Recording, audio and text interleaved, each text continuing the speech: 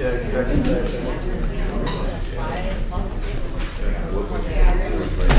you stay in the truck one?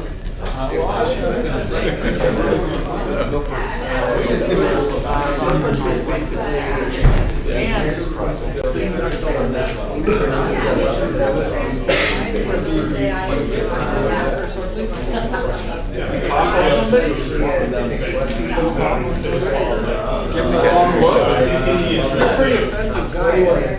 So what's the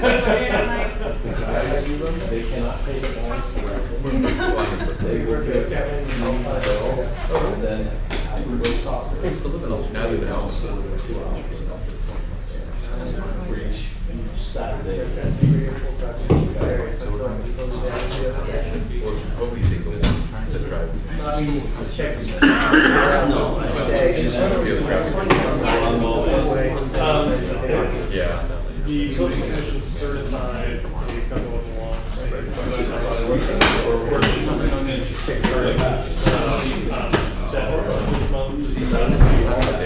And according to the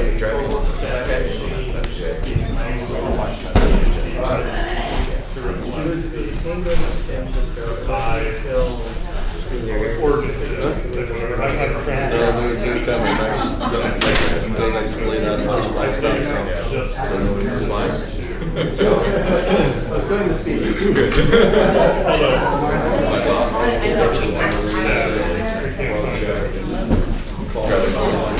Hello. Yeah. How are you? Good. How are you? Did you get your dinner? You did. Oh, you did. Amy, this is Keith Waddell. This is Amy Wilson. And Judy, you changed your hair color or something? Yes? Yes? No? Oh, really? I would have thought it was I thought it was more like, go figure, you know? Yeah. No, I did not say gray. It was, you know. Yeah. Yeah, also, in my prepared remarks, I have a section that says, why build at this site? Jack, how are you? I play to you. How are you? I just got a date yet for this. For the operation? Josh did the traffic study for the gymnasium. And this is Elizabeth Sable. And this is Hector. They're both two of our architects. Staff reports. So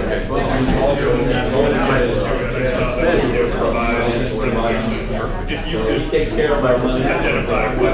All those nonprofits lost a ton of money. We didn't lose anything. But I'm not expecting. But Jack is extremely cautious, you know? Well, but that's why I can take liberties. Yes. Thank you for your help.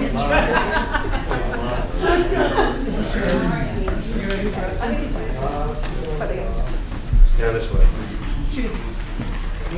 Josh.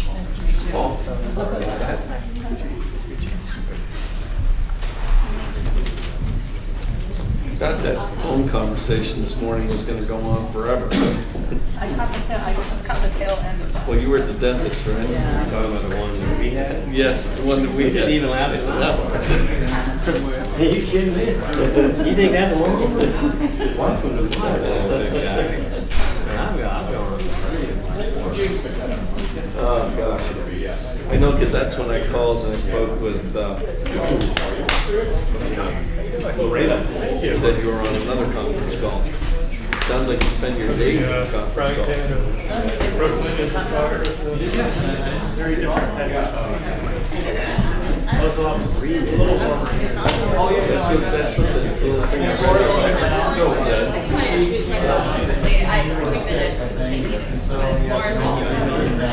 Did you see the staff report? So welcome. I'm pretty new to the commission as well. And your memo was an exhibit to the school district finding correct.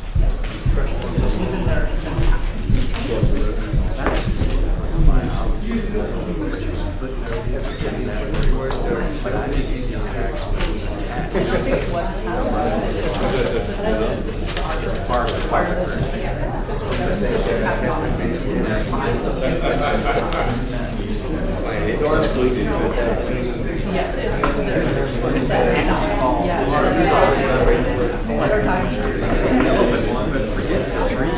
That's the arborist, right? But the site is a piece of asphalt hardtop. Right, there's no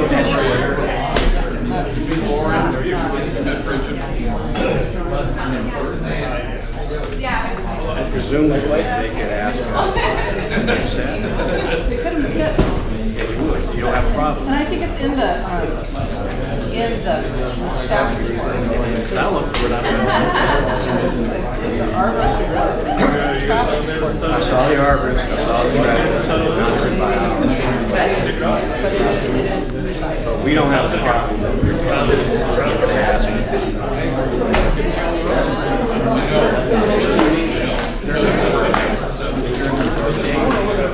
there's an environment they're objecting to.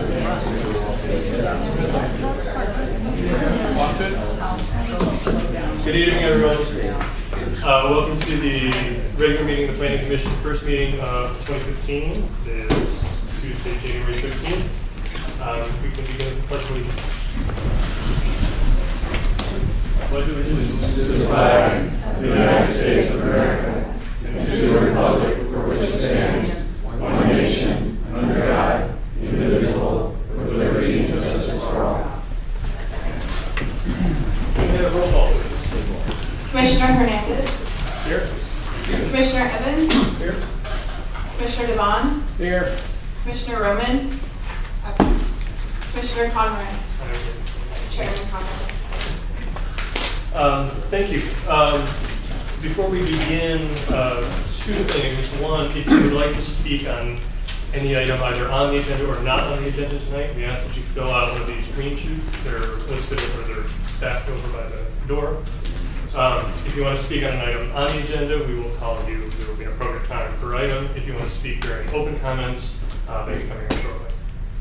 Second thing is I would like to officially welcome our new council members, Rick Hernandez and John Evans. Thank you. Welcome, fellas. Fun night to begin. The first official item on the agenda is the approval of the minutes. Before we begin, question to staff, we don't have a quorum of members who were here for our last meeting. So that being the case, we should probably continue the minutes until. We agree. Do we need to do that officially continue them? That'd be good, just for the record. Sure. Well, then I will move to continue consideration of the minutes of the Planning Commission meeting from December 9th, 2014 to our next meeting on the 27th. Okay. My second. Motion and a second, all in favor? Aye. Motion carries 4-0. Next, planning manager report. Bruce? Thank you, Mr. Chair, Commissioners.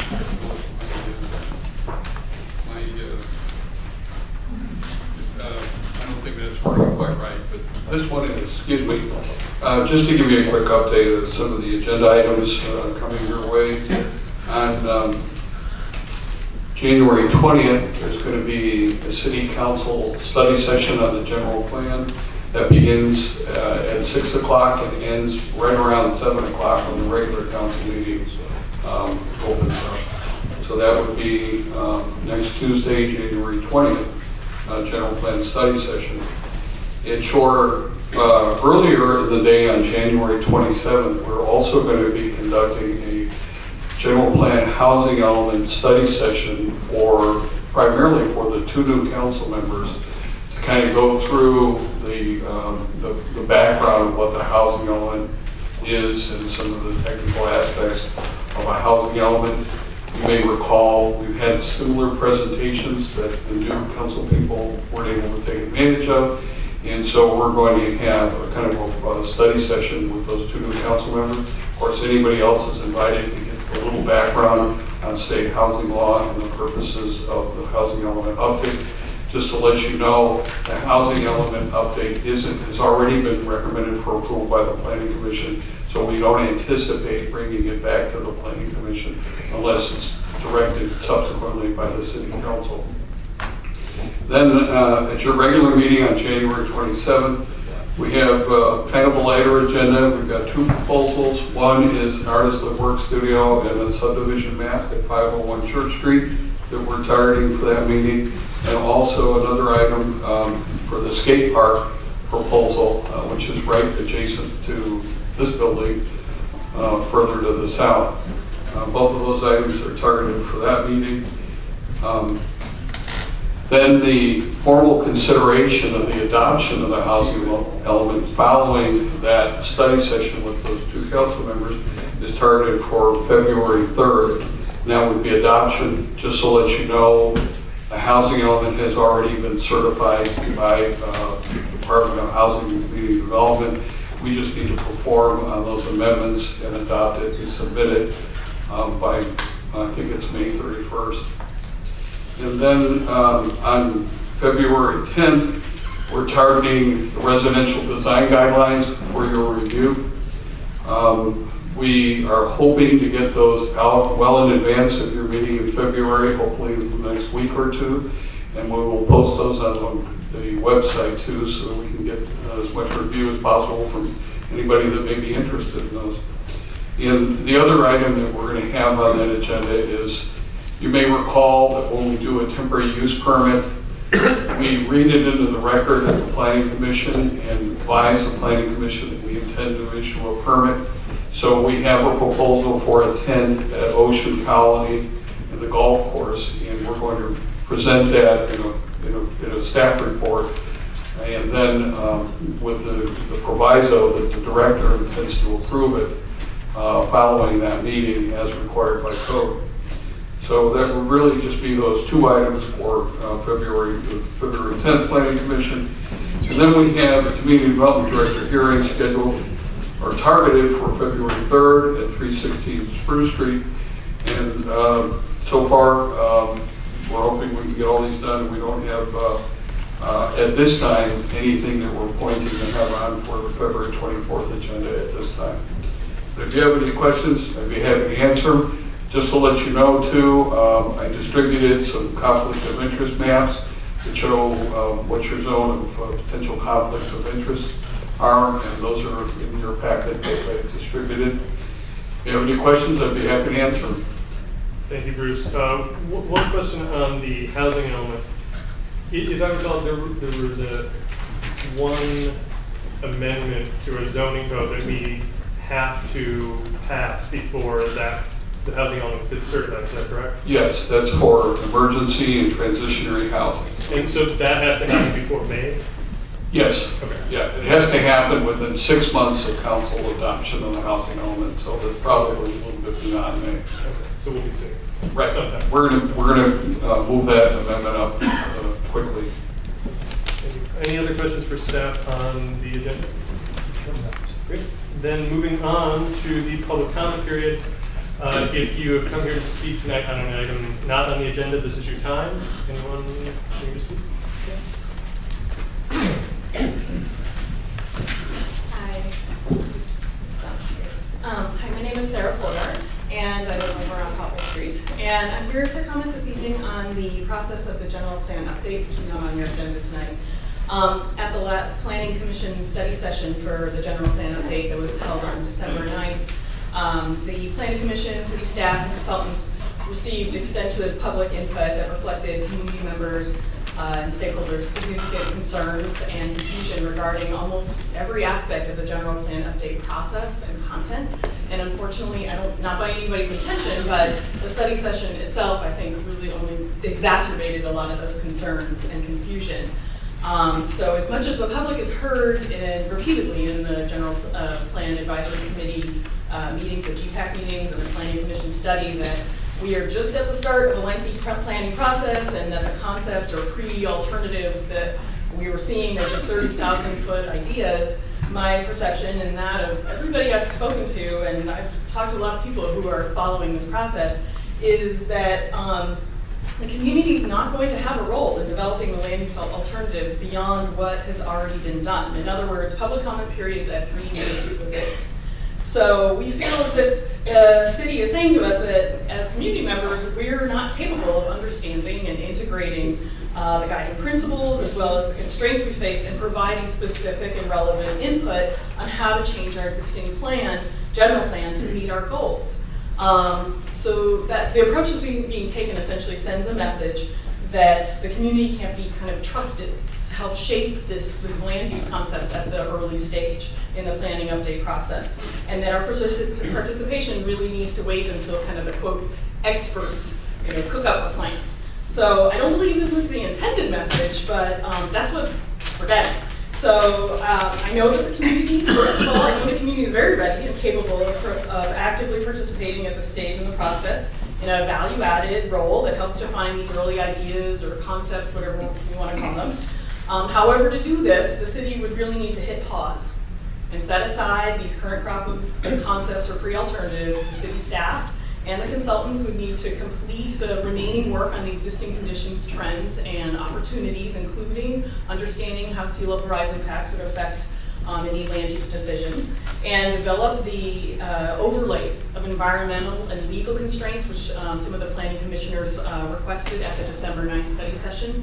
And then when this information is ready, the city staff would need to go out to the community and really start a dialogue with the community. That means hosting working sessions that enable the community to provide the input. And I encourage the Planning Commission to help set this in motion tonight by providing direction to staff to not move forward with the next study session with the City Council, and instead to move forward with what I've suggested in terms of setting us up such that the community can be a part of this process. Thank you very much for your consideration. Thank you, Ms. Walker. Are there any other public comments? No?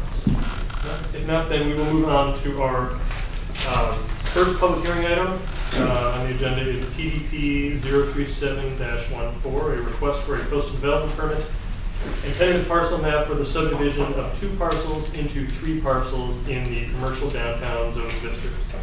The location is 324 Main Street, commonly known as Zavala Square. The assessor parcel number is 065-163-070. The applicant is David Cresson, Zavala Square Investments, and the project planner is Carol Hamilton. Carol? Thank you, Mr. Chair. This coastal development permit and parcel map proposed the subdivision of 2 existing lots into 3 lots. The site, as you indicated, is located at 326 Main Street. It's in the CD Commercial Downtown Zoning District. The site is currently fully developed. It consists now of 2 parcels. The northerly parcel contains the Zavala House Bed and Breakfast, and then behind that towards Prisma Street is a 2-story commercial building. The southerly parcel is currently developed with a 2-story commercial building, and these 2 lots currently share parking, access, and a number of other facilities, although there are no easements that formalize that arrangement. Both lots now have double frontage. They have frontage on both Main Street and Prisma Street. Now, the proposed parcel map would subdivide the northerly parcel into 2 parcels. Parcel A would have frontage on Main Street, and Parcel B would have frontage on Prisma Street. Parcel C was included in this map at the request of staff to facilitate the recordation of easements to address the common facilities and to address some building code nonconformance. The The building closest to Christmas Street on parcel B extends over the property line onto parcel C by a fraction of an inch. And the stairwell that provides access to the second story of that building is entirely on parcel C. So this map provides a slight adjustment to the property line, so to correct that building wall problem. And it provides an easement so that the stairwell can continue to be accessed and maintained for parcel B, even though it's on parcel C. I've placed at your to the Planning Commission this evening a revised resolution that includes additional findings for architectural and site design, and that begins on page 4. These new findings were included in a recently approved ordinance, HMD 111, that was certified by the Planning Commission last week and became effective on January 8th. So we just included those in the resolution to address that issue. The map, as it is currently proposed and conditioned, conforms to the CD zoning district requirements. The new lot line conforms to the building code, and the map reduces some existing building conformance problems. The map provides adequate services and facilities for the new lot, and it provides easements for all the lots to accommodate the shared uses and facilities. And it is consistent with the general plan, the local coastal program, and the subdivision ordinance. And staff is recommending approval based on the conditions included in Exhibit B of your resolution. This concludes staff report. Thank you, Carol. Are there any questions from the commissioners to staff about the resolution? Or we have a Commissioner? couple findings. Where's the revised resolution? The revised resolution was the one under.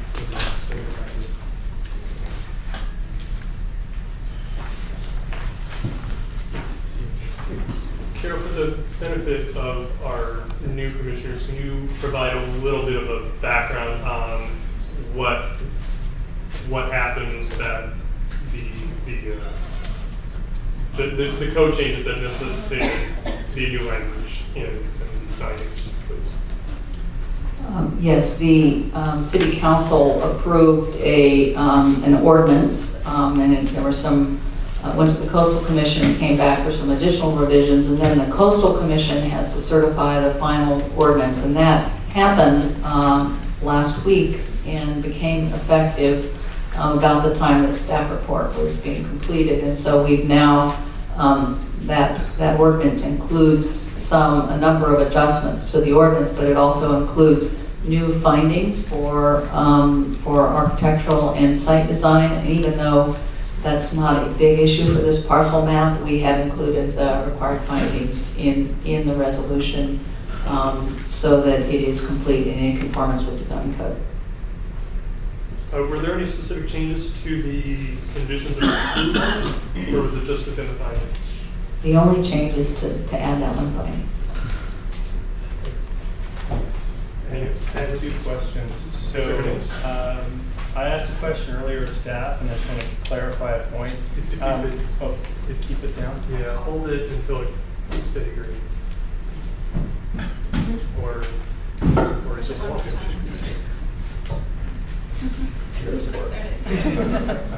That might work. Just got to put them next to each other.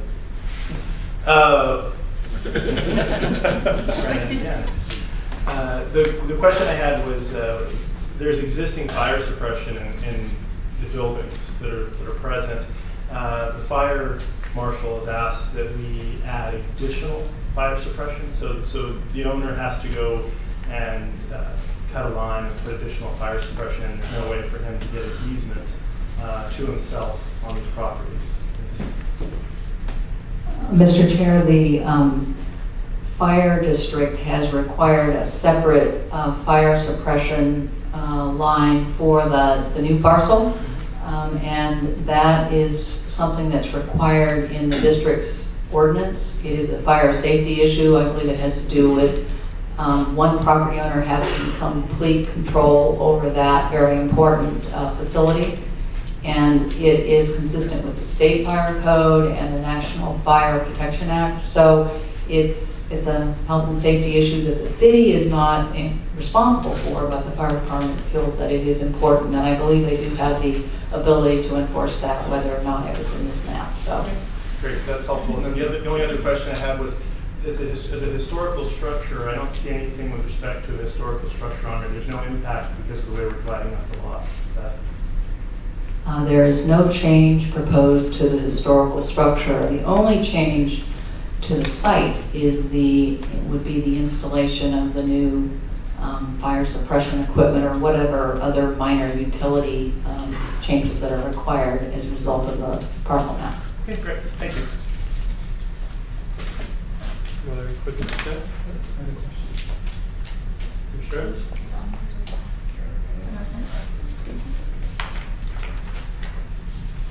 Is it going to work? Is it working now? So I just had a question, and I'm not clear, I need your help with, on your section of the analysis where it talks about conforming with the building codes. And I don't know if any of the wording in this is part of what we approve, or is it only in the resolution? Because, and the reason I'm asking that is you talk here about it's in the system language, you talk about that it's going to conform to the building code property line setbacks being 5 feet from buildings. I think you might want to look at that language a little differently.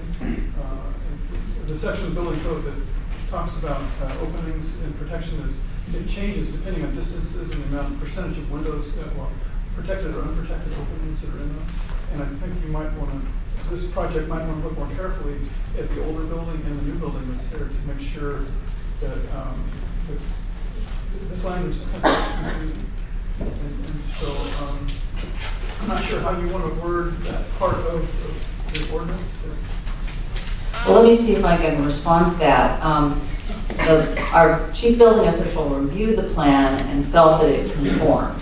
So if the language in the staff report isn't exactly correct, that may be a lesser issue than if the actual map is incorrect. And I'm not sure I understand which of those is I believe that it's very possible that the language in the staff report is not as precise as it could be, or it may not even be correct. But according to the building official, he reviewed the plan and believed that it met the building code. And please let us know if you believe that is not the case. Okay. It would take more study than that, but, count the windows and the sizes and which ones are sprinkled and which ones aren't. And I don't think it affects the project. It's just. Thank you. Great. Thank you. Commissioner Dobbs? I'm looking at staff. Did the applicant care to address this, or Well, not? I mean, you're not obligated. I'm here, but I'm just a pretty face. Well, Okay. Well, then we will, as a matter of form, we will open the board of public comment. But I don't have any green sheets on the topic, and I kind of think everybody else is here for a different item. So I will close the public comment period and return discussion to the commission. Anyone have any thoughts on the matter here? No, pretty straightforward. Yeah, I mean, it seems to me that since these are in effect several lots, and I'm not sure what the overall goal is, other than possibly to make it easy to transfer ownership or sell properties, which shouldn't be a problem for most people. I think it's fairly straightforward, and I would have no problem moving it as written. Mr. Hernandez? I would agree with that. Seems pretty straightforward. Sure, some thoughts? I agree. Well, then I think we need a motion.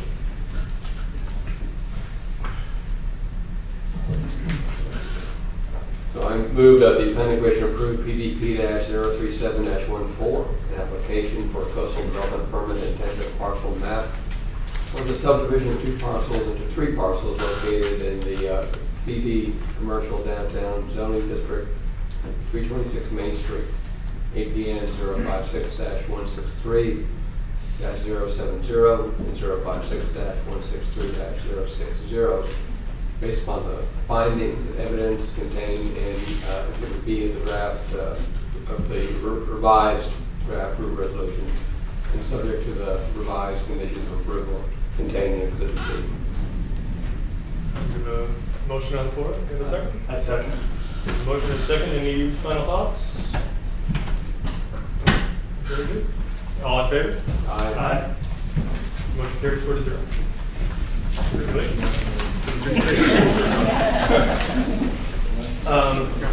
Very good. Moving on to item 2 on the agenda is PDP 073-14, which is a request for a coastal development permit and site and design permit to allow the construction of a new 18,203 square foot gymnasium at 600 Church Street within the existing Manuel F. Cunha Intermediate School campus located in the PS Public Service Zoning District.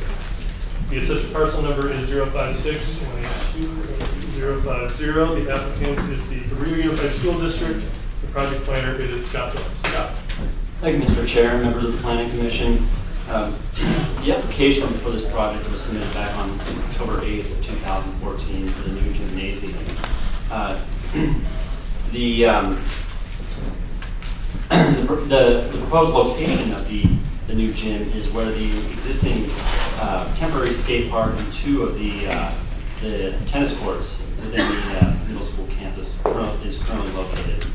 The applicant proposes to construct a new gymnasium that would include space for 2 basketball courts, as well as accessory rooms totaling 18,203 square feet. Similar to the existing gym on the site, the proposed gym would be dedicated to school uses during school hours, and the new gym would also be used in separate functions during the evening, after school, and weekends. An additional outdoor tennis court would also be constructed adjacent to the existing tennis courts, since 2 of the tennis courts would be removed from the project. Also, 8 Monterey pine trees along the western property line would be removed in order to allow for the construction of the new gym. The trees would be replaced as shown on the landscape plan. Here is a vicinity map showing the site and surrounding area where the new gym would be located. The requested permits is the coastal development permit and site and design permit. Here's the proposed site plan showing the entire Cunha Middle School campus as well as the new gym. The proposed elevations. Here is the east elevation. The applicant has also included a architectural renderings, which is on the easel in front of you. West elevation. The proposed north elevation that faces Kelly Avenue. South elevation, similar to the north elevation. Proposed floor plan showing the 2 basketball courts. The northern portion of the landscape plan. And then the key issues with this project is compliance with the zoning code, which the project is in conformance with the regulations for the TS zoning district. And as conditioned, the proposed project does not affect coastal access, protected views, or sensitive habitat. And as mentioned earlier, removal of 8 heritage pine trees is also included in this project. And a arborist report was submitted and included with your staff report documenting the condition of the existing trees. And then the 8 trees are, the replacement trees are indicated on the sheet L1. Additionally, a parking and circulation study was prepared to assess the potential parking and circulation impacts that would be created by the new gym. And the parking and circulation study concludes that there would not be any significant impact on the existing parking facilities on the school campus or vehicular circulation by the proposed project. Additionally, the existing Cunha Middle School campus is included in the city's historic resource inventory for the city, primarily due to the modern architectural style of the campus. A copy of that inventory was also included in the staff report. The applicant has provided an explanation detailing the elements of the architectural compatibility of the proposed gym to the existing campus. And as shown on the elevations, staff does note that the east and west elevation is a bit stark. So we have added a condition requesting additional architectural features to be added to the elevations.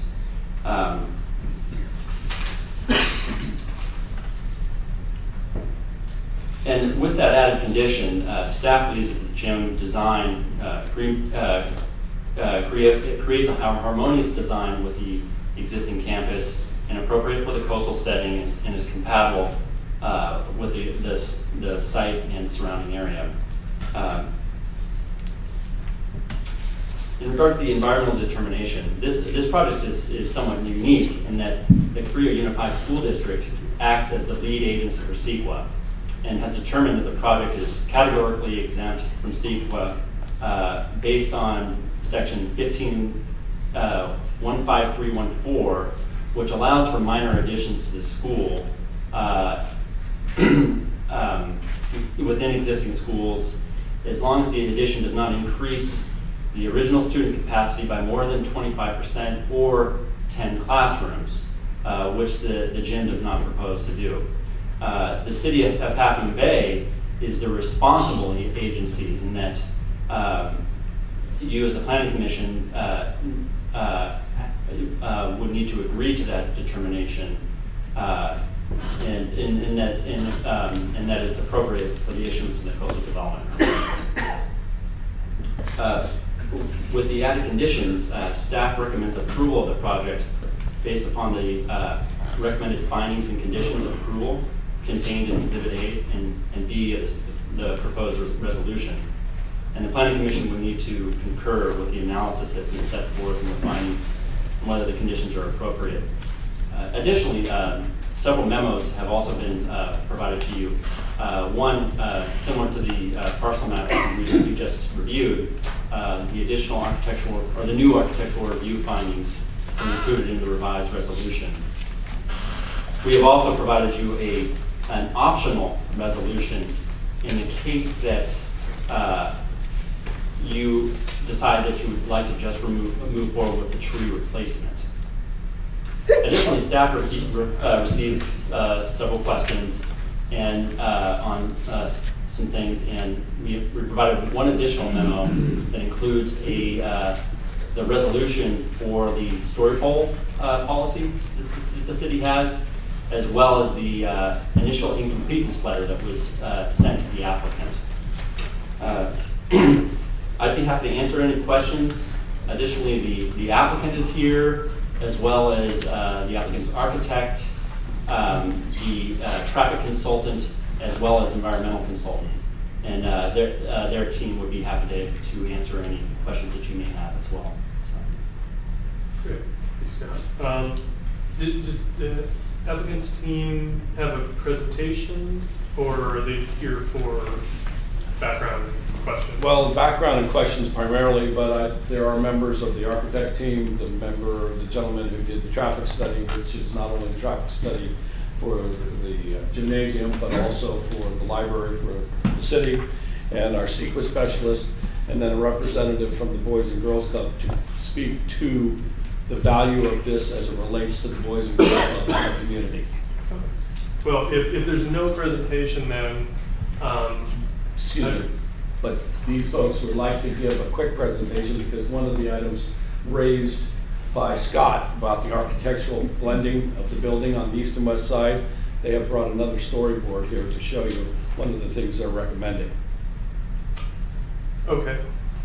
Well, before we get to that, are there any specific questions on the staff report on the city's end of things from my fellow commissioners.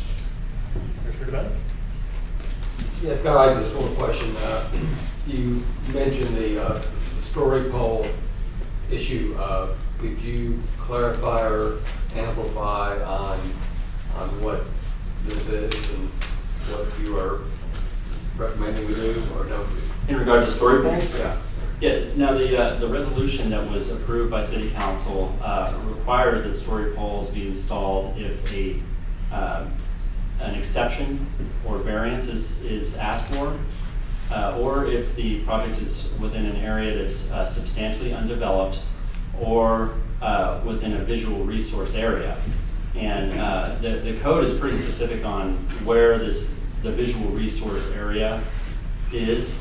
And it turns out that the gym's location is west of Church Street, and the cutoff is Church Street. So in this case, story poles would not be required. Now, if with a project, if the Planning Commission or Community Development Director decides that story poles would be appropriate, then they could require those. So, Thank you, Scott. May I comment on that, please? In just a moment. Okay. We will open the floor. I'm sure that we'll be talking about this item for a couple hours. Commissioner Hernandez? So I had a few questions. The first one is about the capacity of the gym, which is in the report. It's between 1,100 and 1,300 people based on different configurations. What I'd like to understand from the traffic consultants, since they're here, is how does the traffic study tie into 1,300 people fit into a gym? When I read the report, the peak traffic impact on weekends is 20 trips a day, and that's 11 trips coming in and 9 trips coming out from what I read in the report. So I'm trying to understand how all these people are going to fit into 20 cars. It's just, I just want to request that, at this point, I think we're going to open it up for the applicant and team, and we will have time for their questions. I just want to know if there's any specific questions for staff before we open the floor to the applicant. That was the question that I asked the staff earlier, so that is a question for them. Looking through this, the school district's here to answer questions on CEQA, so I'm comfortable with the staff report. Okay. Commissioner, are there any questions for staff?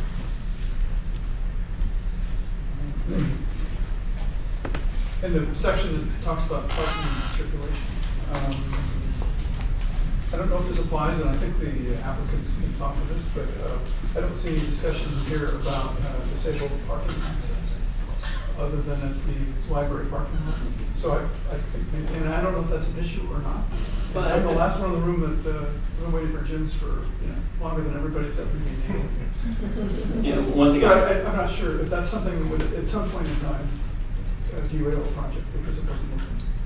the path of travel is called out on the site plan. Just as background, it's a little difficult to see on screen, but it's the broken line from the existing ADA spots within the parking lot of the campus. And then additionally, all the details for ADA compliance will be reviewed by the state architect. And with that, then, I just wanted to make sure we got any staff questions out of the way. Mr. Watkins, please. Well, once again, my name is Ed Watkins, and I represent the Bernal Unified School District. We have with us here also Hector Mojito and Elizabeth Sable, who represent WLC, which is the architect firm that did the design work on this. We additionally have Josh Pilichowski here from DKS, who did the traffic study for both, as I mentioned, the school district and also the city related to the library.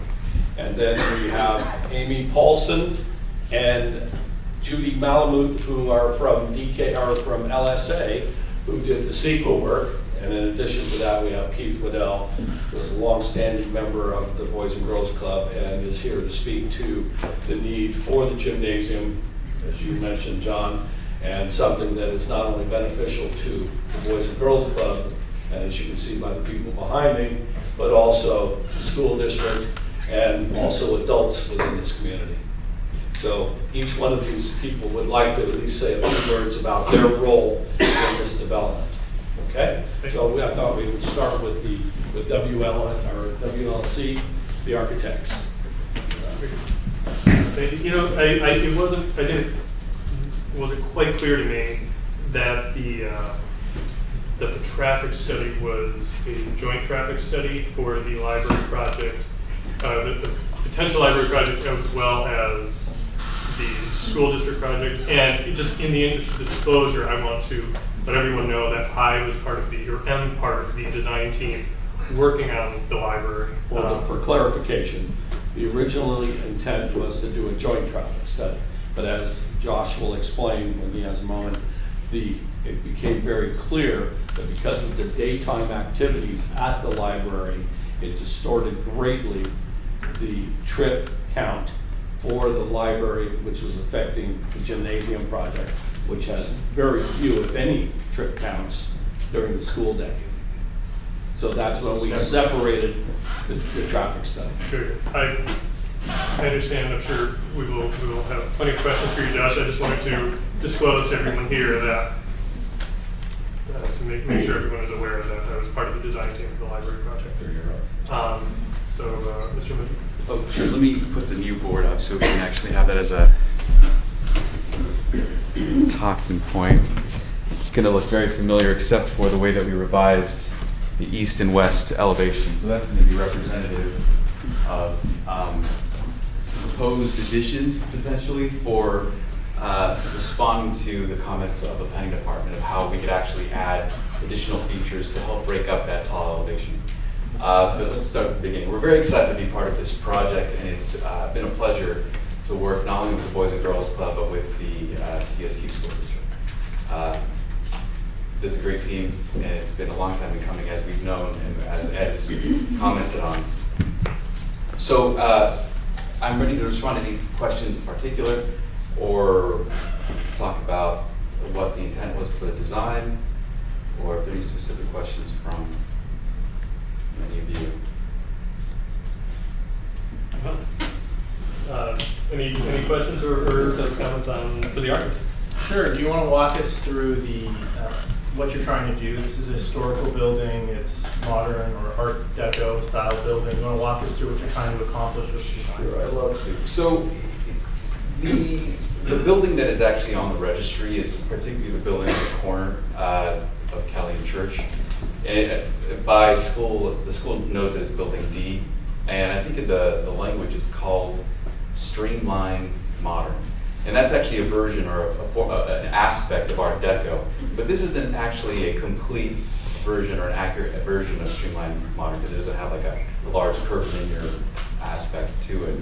But we did try to represent some of those qualities that are found in that historic building in our gymnasium. We tried to actually reflect some of the qualities of the large mass that is typical of Streamline Modern. The deep light wells, so those two light wells that are on the northern facade, you can actually see in the perspective on the top, are actually set into pilasters or into a thickened wall. And the main entry will be off of Kelly. Right there. There you go. There you go. So the main entry will be off of Kelly. There'll be a ticket booth off of the lighter blue version, the lighter turquoise. That will be intended for any sort of distribution of tickets or access or to get into the main gymnasium. And then the secondary aspect is on the school side, where there's going to be some locker rooms for the teams that will be attending or for any sort of tournaments that will be involved. I think that's a big picture of what we're trying to accomplish. Now, and to respond to Scott's, or to the planning department's comments about the facade, what we did is we did try to include some of the pilasters that are similar on that central mass. If you look at the perspective at the top, the building that's on the left is the existing gymnasium for Cunha. It has the pilasters that are on that mass that's set back from the street. To kind of provide that vertical element, and then we're trying to actually reflect some of the elements that are there existing. Those pilasters are reflective of what's going on.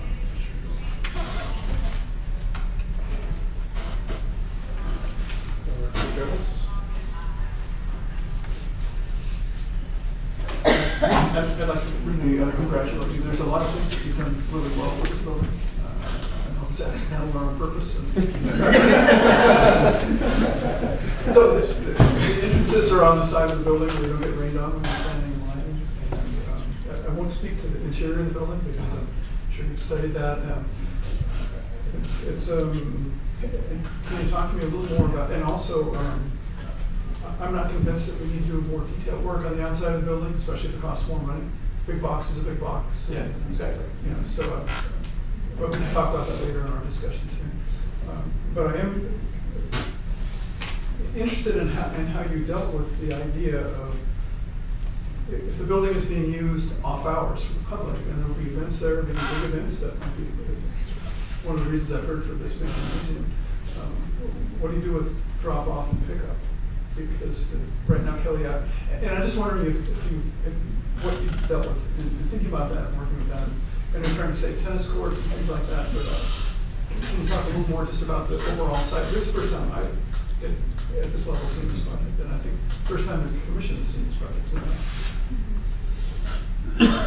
So first and foremost, when we approached this project, we viewed it as a school gym. And so the important aspect is understanding how the students would access that space during the school day, correct? So we weren't necessarily initially thinking or consumed with the idea of how pickup and drop off was going to occur. Of course, it's a legitimate issue that we needed to consider, and thankfully this site already has a developed parking lot that's been modified and been updated with the solar panel awnings that actually provide a protected area. So looking at this as a developed site that already had a parking area, we tried to understand how that pathway would occur.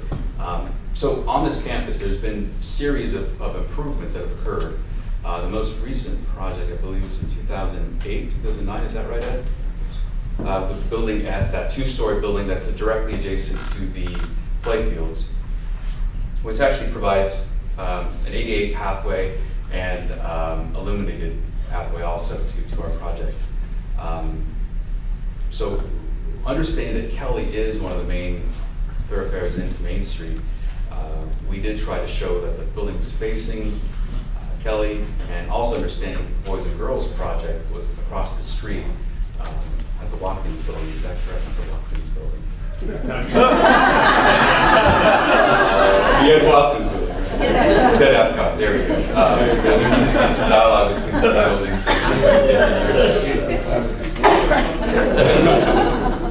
Just rename it. So that was part of the thought process and how we try to approach it. So you're comfortable that the closest vehicle access for ADA compliance is several hundred feet away? Well, in this context, viewing it first and foremost, viewing it first and foremost as a school project, as a gymnasium that will be used for school functions throughout the week, right? 5 days a week, if not more, during the weekends for school projects. I feel that's it.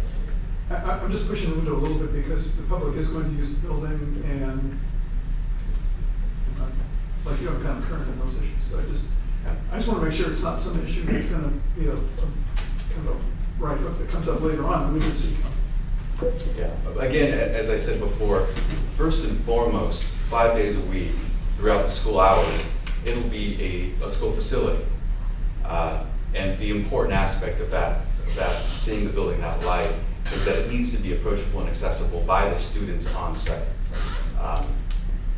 So in that light, we considered it first and foremost a school. Richard Hicks? Going back to John's question, and by the way, I do want to compliment you on this design. This is an important project, and we all want to get this right. As I look at Kelly, and we often go across Kelly to use the soccer complex that's there today, it appears that there are two primary entrances, one located on the north side of the building and one located on, or a set of entrances located on the south side of the building. It strikes me that you've got this grand entrance, but again, there's no pickup or drop-off point, and there's already substantial traffic. So maybe at the beginning of the day, there probably wouldn't be an impact, but at the end of the day, when people are coming out of practice, you may see additional traffic there. Is that something that you've taken into consideration as part of the design or thought about that? So you're talking about the use of the soccer fields off hours or out of school hours? I'm talking about this gym has two main entrances, one of which is facing Kelly, and the closest parking to Kelly is actually across the street. So, and there's parking in front of the building. How are kids going to get there? I mean, logically, knowing kids and what they do, they're going to run across the street. So there's no crosswalk, there's no rumble strip, there's nothing really to mitigate traffic there. So that's a question, because the primary entrance appears to be on the north side of the building. So there is a very public face to the building that's facing Kelly. But again, during the school hours, the main access points will be on the school side. Now, the south side of the building, there's the locker rooms or the team rooms, and a series of entries for students that will be able to access the building safely from the campus side. So the pickup and drop off is an issue that I think is something that needed to be considered in this light. We understanding where the site parking was already on an existing site, understanding that there wasn't necessarily space to add parking on this part of the campus, that we did default to the existing facilities. May I comment on that for a moment? Yeah. One of the other things, okay, really, You like to hear me all about it, right? Away part of the room I'm in.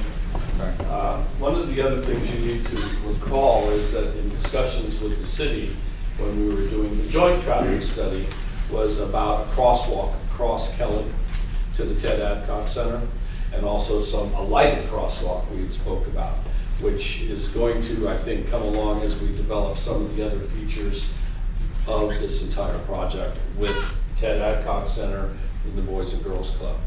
And we believe that if we had to do a drop-off, we could also put something in the outside basketball courts, which would accommodate a drop-off inside the CUNY campus through the fire road access.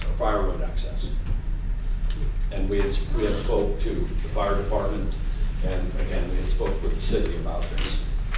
Okay. But would that involve cars pulling in through that existing fire lane and Correct. driving around? And Correct. Back out? Right. If in fact we find that a drop-off is really necessary, especially late in the evening, it's dark, and the children are coming out of the gym, not so much when adults are using the facility, but also when young students are using the facility. Because again, this is a facility for the entire community. So you're going to have CUNY-age students, you're going to have high school students, but I would imagine we will have younger students from the elementary schools, especially for some gymnastic programs. Does that answer your question? It does answer my question. It leads to some other questions because I didn't read a lot of what you're talking about in the materials that were prepared today, and none of that came up in the questions that I asked staff. So it sounds like there's another project going on, and it's... Well, as you well know, the school district, or excuse me, the Boys and Girls Club and the city are still finalizing some of the aspects of the Ted Adcock Center. And so that's something where this is all going to come to fruition. Okay, thank you. Okay. Well, and perhaps we can have staff step in and kind of give us the status. I mean, I know we're talking about this facility this week, and in 2 weeks we're going to have the skate park come up, which we're kind of creating a Boys and Girls Campus, or Club Campus here. And at what point does staff find it appropriate to really address the access issues back and forth between Adcock and the skate park and Cunha campus and, you know, the rest of the community? Mr. Chair, we brought that issue up with the city engineer for some reason. These microphones are definitely everyone. Sorry, but we brought that up with the city engineer, and he concurred. He said, yeah, as the applicant indicated, it would be safer to have some kind of crosswalk, illuminated crosswalk. The only proviso that the city engineer gave us, and I've talked to their traffic engineer about this, is that they studied the location of that to make sure that we don't create any impacts on traffic operations backing up, for example, on the highway one or something. So, in answer to your question, if you feel it's necessary, and we agree with you, we can certainly add a condition that says that the applicant will study a safe location for a pedestrian activated lit crosswalk to get people safely across it. And we think that would address the skate park, this proposal, and possibly the library later on. Does staff feel that's appropriate on this as opposed to the skate park, or, I mean, from staff's point of view, does it really matter? Yes, it does matter. Safety is most important. I'm sorry, does it matter which project would be conditions there? Yeah, and I think this would be fine. I think this is appropriate. Again, what we're recommending though is that their traffic engineers study the location and determine and put that into the project background, what other contributing factors are going to be, and come up with kind of a comprehensive solution to the crosswalk situation. Thank you. Further questions for the architect? Anyone? Before I move to the podium, I did want to point out that in Exhibit B, there are multiple items that aren't necessarily applicable to a project of this sort because it is a state-owned property. And the process that we go through as a school architect, we go through the approval process through the Division of the State Architect, and they do, they take care of, for example, item 3, we don't necessarily apply for a city building permit. Or items number 6, 7, a lot of these things are actually taken care of by, through a state agency as opposed to going through the local agency. So we can provide a list of these items that we'd like to have consideration, have some dialogue on considering whether they should be part of this exhibit. Yeah. Mr. Chair, we agree with that. That was an oversight on our part. They do go through the state architect's office, and they don't come through our plan checks. Okay, well, I suspect as we get closer towards the end of this discussion, we'll come back to those, what is and what is not appropriate within the conditions. I have a couple of questions. Oh, sure. And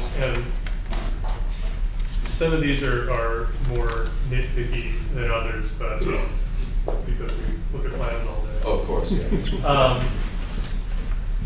But speaking broadly, I'm curious why the only natural light that you have within the facility occurs through the cow wall windows on the north side.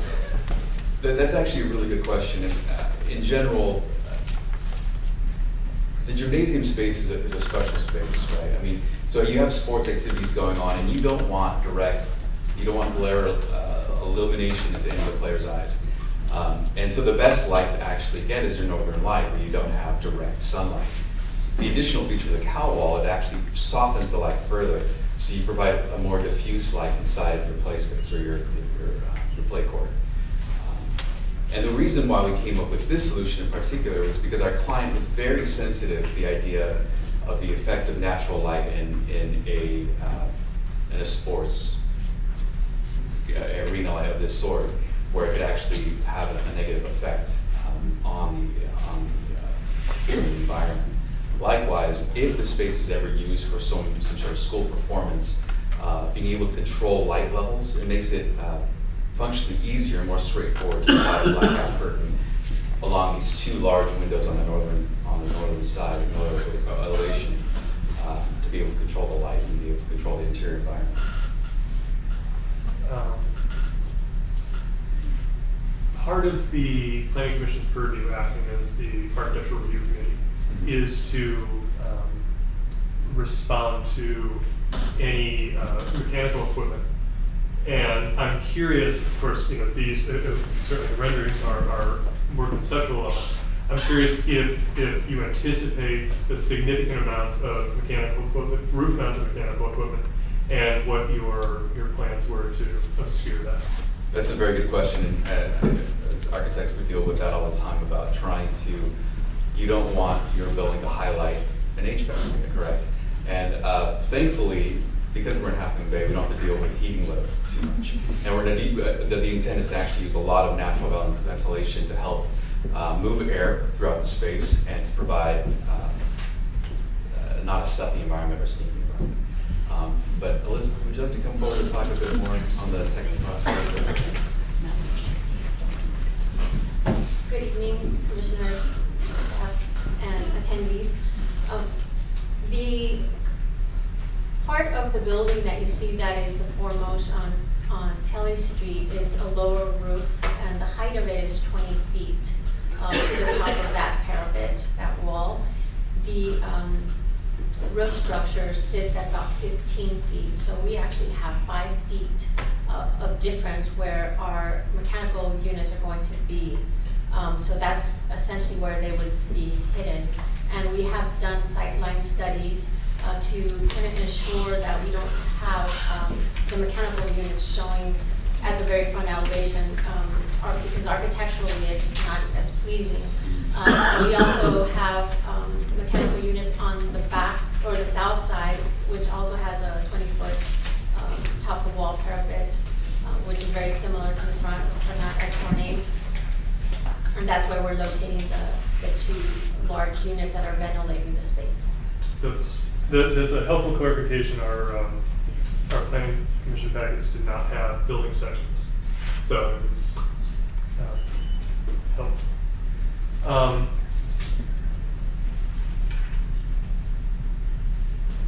A question on disability access not coming from the fire department.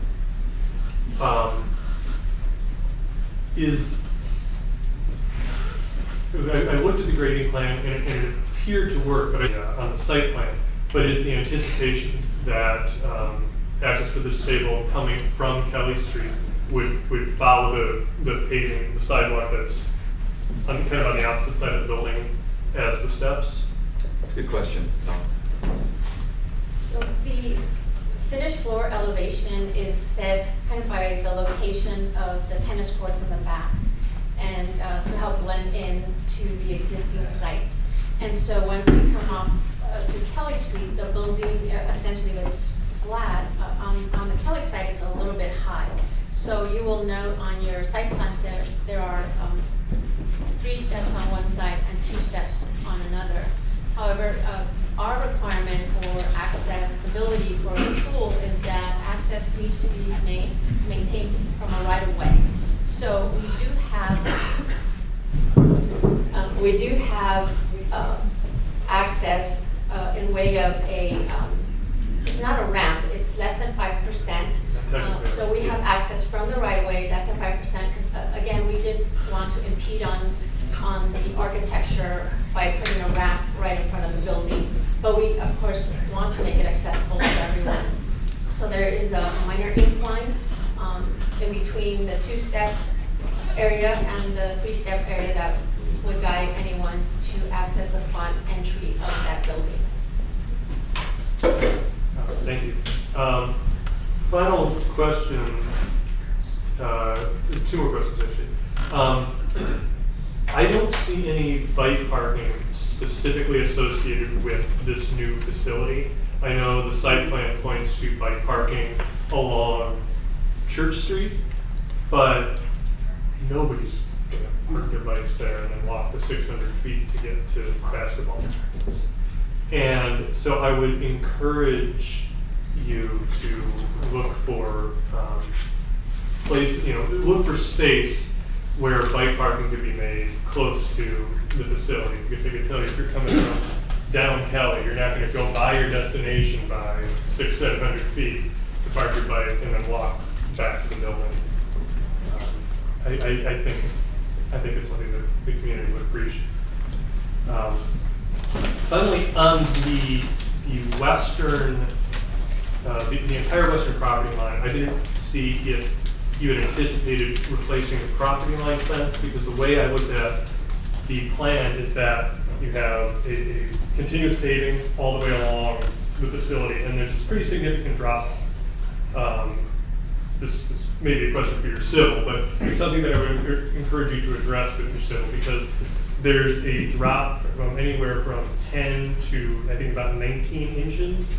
And I can tell you, we just got, in my personal practice, we just got dinged on this. And as you know, any drop of more than 4 inches off of an accessible route requires a curb. And so I think it's something that you're going to need to address. And I know it goes through the DSA, not the local building department. But it is an issue, and 19 inches is a big drop to haul.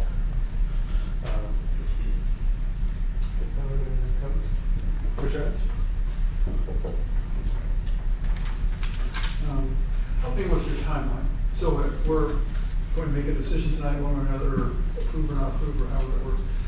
How does this project, should have been done last year, right, or 10 years ago? Because you do go through the stage. Can you talk to me a little more about your timelines and what affect decisions made at this point? Like we asked you to move the building 30 feet to the south, That'd be a problem. We're currently developing the project to submit to the Division of the State Architect, hopeful that you will find favor with this project. And currently, the Division of the State Architect is taking approximately 2 months to review it. And we will, so that would put us hopefully in about April. And for Division of the State Architect around that time, and hopeful to break ground sometime in the summer. So in the submittal process to the state, if there happen to be conditions that came up with our discussions here, can you phase your submittal to them, or does it have to be kind of ready to go? Only if it impacts the structural safety, accessibility, or fire access. If it's something that pertains to, for example, we would definitely look at the bike racks or bike storage. That would not necessarily impact the project. But if you said move it across campus, then that would definitely impact the schedule. Impacted, and it would take you longer to make changes and come back to us and go back to the state? Right. Okay.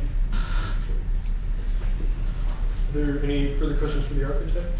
I know Commissioner Hernandez, you had some questions for regarding traffic and circulation. Could we thank you for your helpful input.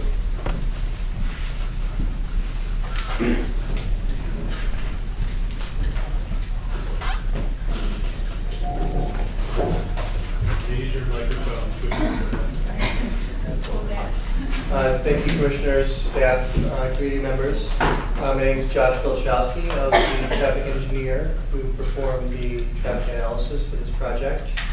I'll start by addressing Commissioner Hernandez's question dealing with the trip generation. The trip generation was done based on the ITE trip generation numbers in communication with the city, reviewed and approved by the city. Now, just to bring up 2 items that may help to clarify the seemingly discrepancy between the size of the facility and the trip generation. 2 items. Generally, trip generation impact analyses are done for peak hours of surrounding streets. So 30 to 6:30 may not correspond with when evening games would be. The weekend midday peak, I believe it's 10:30, 12:30. Once again, it may not correspond. The second part is that impact analysis is generally done for the regular use. We want to look at sort of every day or every weekend use of the facility and not with specific regard to special events. Happy Bay, I'm sure understands the impact that special events can have on facilities and infrastructure. And we don't design towards worst case scenario. We really design towards, what's the everyday effect on the transportation system. So that would be my general answer to your question. Is that? So to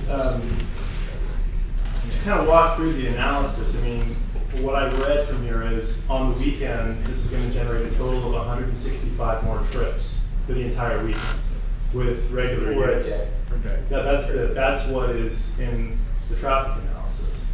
And can you walk me through what are these 165 trips? Walk all of us through some of the assumptions. How many people are in these vehicles? How many people are you planning on being here? Because 165 trips is trips in and out, right? And can you explain? A daily trip we count as both a trip in and a trip out. Okay, great. So could you walk through a little bit of that for us?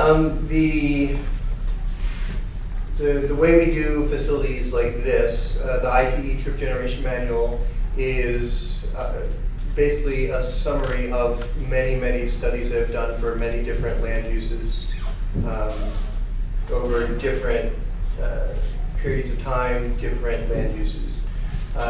For a facility such as the gymnasium, the sort of proxy land use was the recreational community center.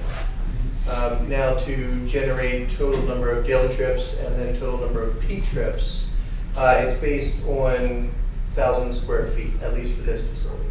So the daily trip rate for a weekend is 9.1 trips per 1,000 square feet of land use as a recreational community center. So about 18,000 square feet times 9 trips per 1,000 square feet is how we come up with that 165 trips. There aren't assumptions made for users per car or for type of trip. It really boils down to land use and size of facility. So you're using a standard, an engineering standard to come up with this, yes. And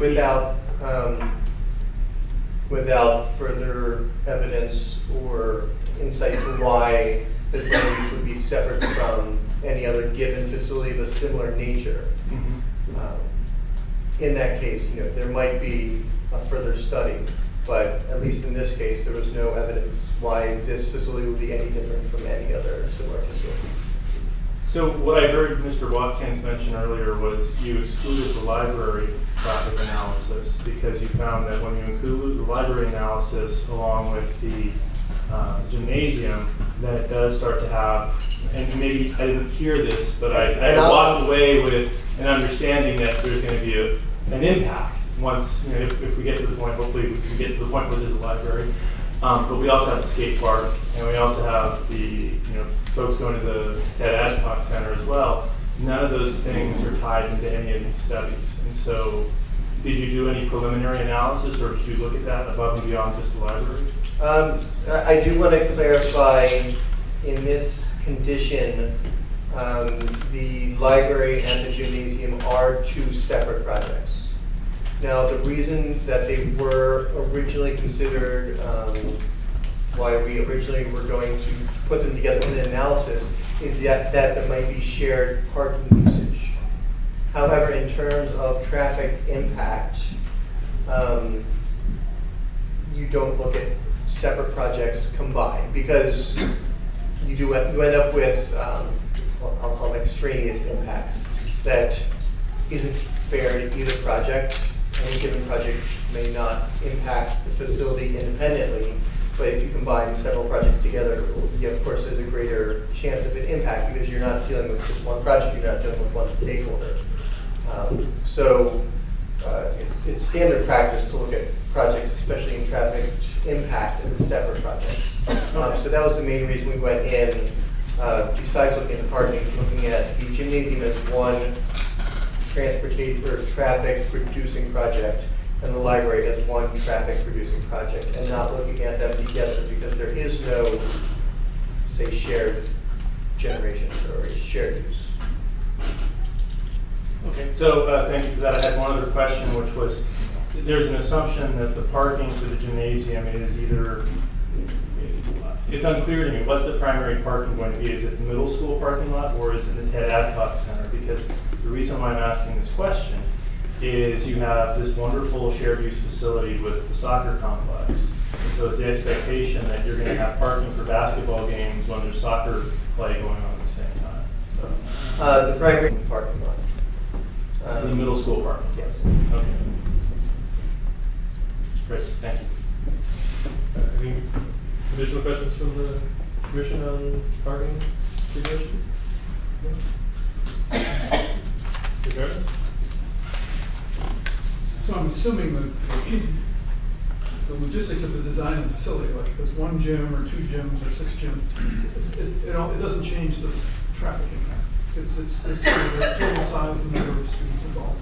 It really depends on the specific case.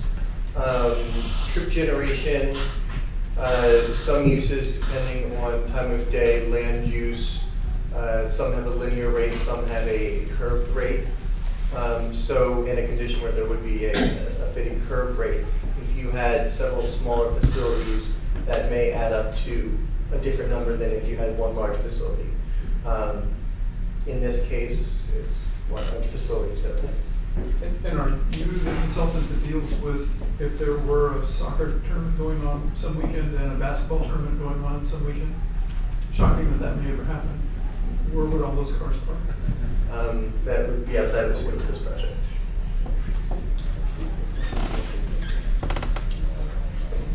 Thank you very much. The applicant is prepared with representatives from their environmental review. I don't want to make you go out there and make sure you have specific questions for you. Questions on the CEQA review? Yeah, I read through the CEQA documentation, and city staff were kind enough to help bring me up to speed as the new commissioner on this. So with various things that are going on in the community, if you could just spend a few minutes making sure that we've, letting everybody know what you've done with CEQA and, how you're applying the law and the analysis you've gone through to, I guess, ask for, not ask, but there's an exclusion based on code. Could you walk through that for us? Sure. So I'm Judy Malamet. I'm the managing principal of the LSA Berkeley office. LSA is an environmental consulting firm. We've been in business for 38 years. I'm the principal in charge for the undertaking the CEQA analysis for the Cunha Gym project. And with me is Amy Paulson. She's the project manager, so if I can't answer it, Amy's definitely on the details. So CEQA, the California, to identify and evaluate potential environmental impacts associated with the project, and then to reduce or avoid those significant impacts through the imposition of feasible mitigation measures or alternatives. So, as the CEQA lead agency, the school district has the principal responsibility for considering and disclosing the project's effects on the environment and approving it and carrying out the project.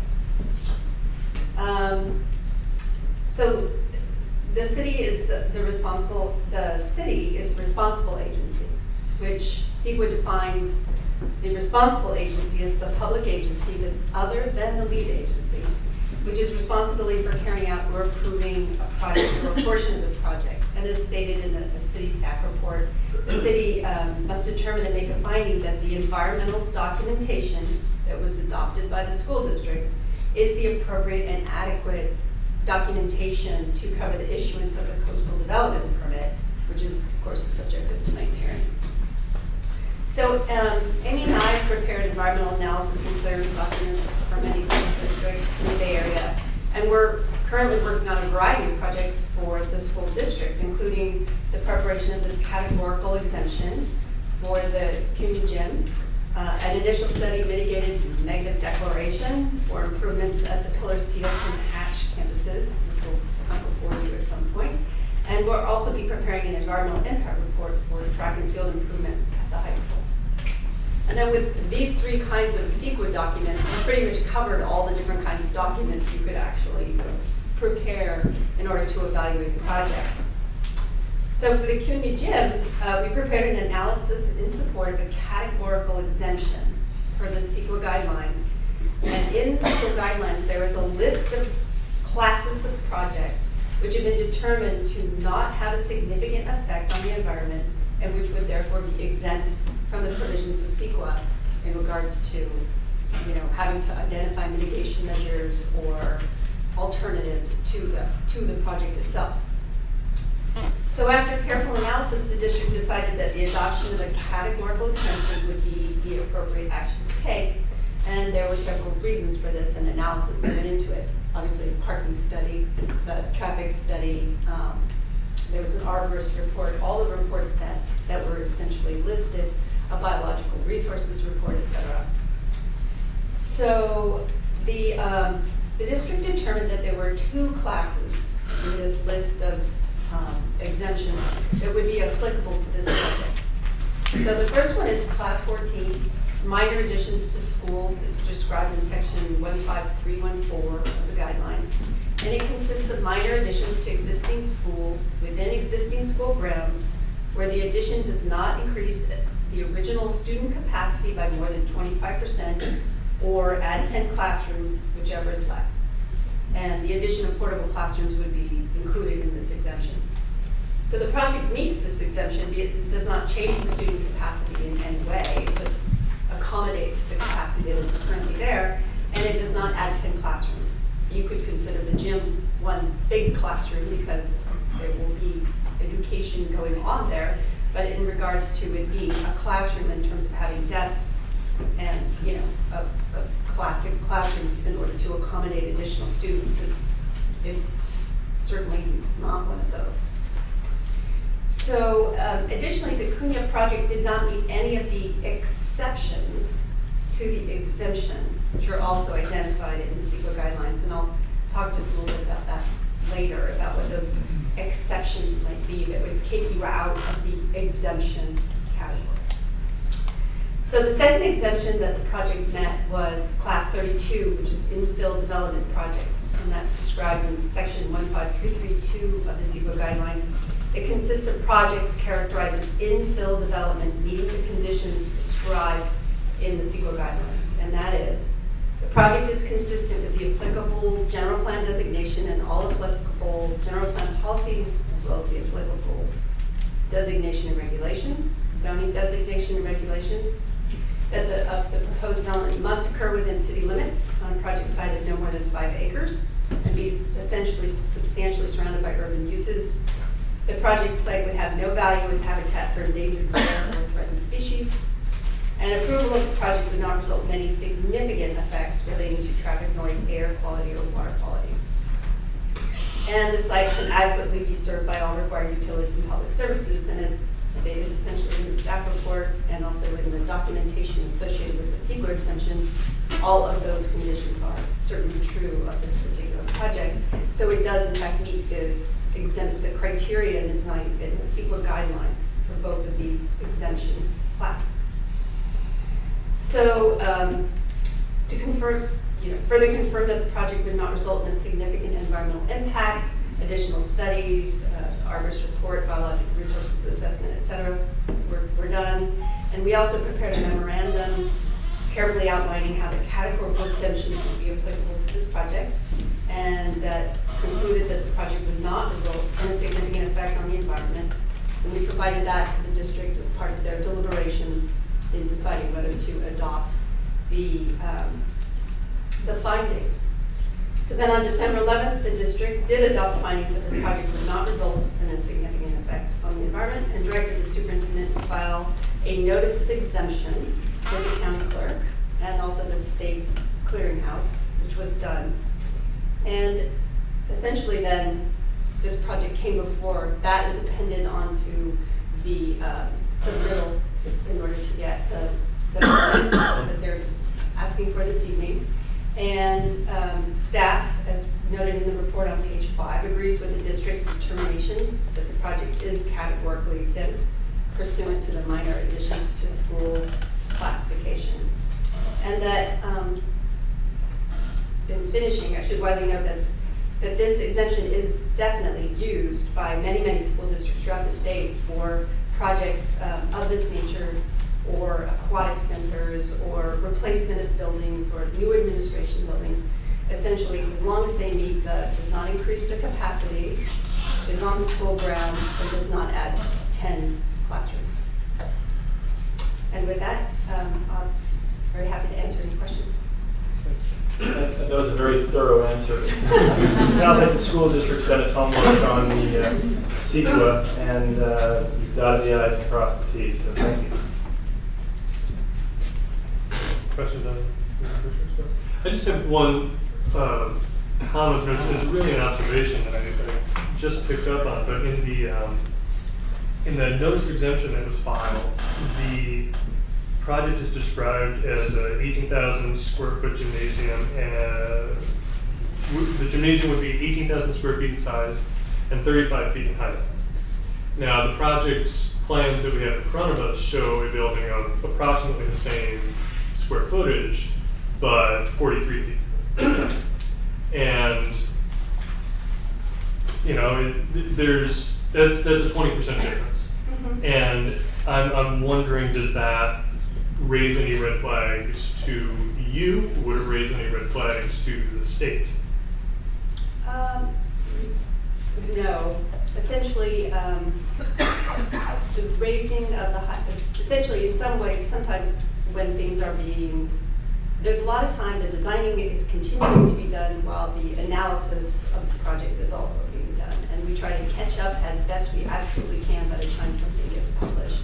But working under deadlines associated with when the district is going to meet or when the planning commission is going to meet, a lot of times there is, at the end of the day, the design keeps continuing and getting better and getting closer to the perfection point that they're trying to achieve. But at a certain point, the analysis has to stop. So this would be one of those times. And we could, if necessary, I don't see any change in the environmental findings associated with this in relation to the difference in the distance. But what we might end up doing, or what we could do if directed, is write a note to the file where we, look at the final elevations and different kinds of things, and then make a determination that no, this would not change anything in regards to visual analysis or, etc. I'm certainly sympathetic to trying to wrangle a large design team with multiple fingers and toes going this way and that way to get to the point. And I don't, it seems like if it's categorically exempt, any discrepancy in the listed height isn't necessarily going to change, bump it into another category. So I understand that. I just, I don't want should the project go forward, it would be unfortunate if a number, this number became a rallying cry for those who may not support the project. Mm-hmm. So it's just an observation that if the opportunity exists to amend it, the notice of exemption, or if there are any potential problems from that discrepancy, that it's probably in the project team's interest to address those. Mm-hmm. If I could just speak up for a moment. After the city makes its determination on the project, we can file a notice of exemption as well and include the project description as was accurately decided upon. Great. Thank you. That's helpful. Any other questions on the environmental aspects of the project? Thank you very much. think that leaves us with Mr. Whiteout.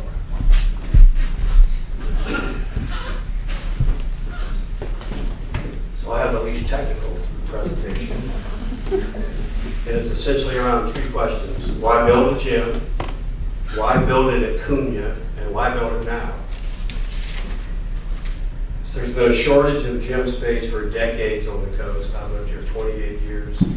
I've had 4 children that have gone all the way from first grade through high school here. I've been in hundreds of other gyms. I've seen firsthand that we clearly have a shortage of gym space. For this reason, 17 years ago, I got involved with the Boys and Girls Club for the purpose of building a gym. Others were involved 3 years prior to me, so we've now been at 20 years trying to build a gym. A gym is as multi-purpose as it gets. It's for sports, it's for performing arts, it's for exercise, it's for games, it's for events. It benefits all ages, including adults after hours. In short, a gym is a great community asset. Why choose Cunha? It's centrally located on the coast. The middle school kids are already there.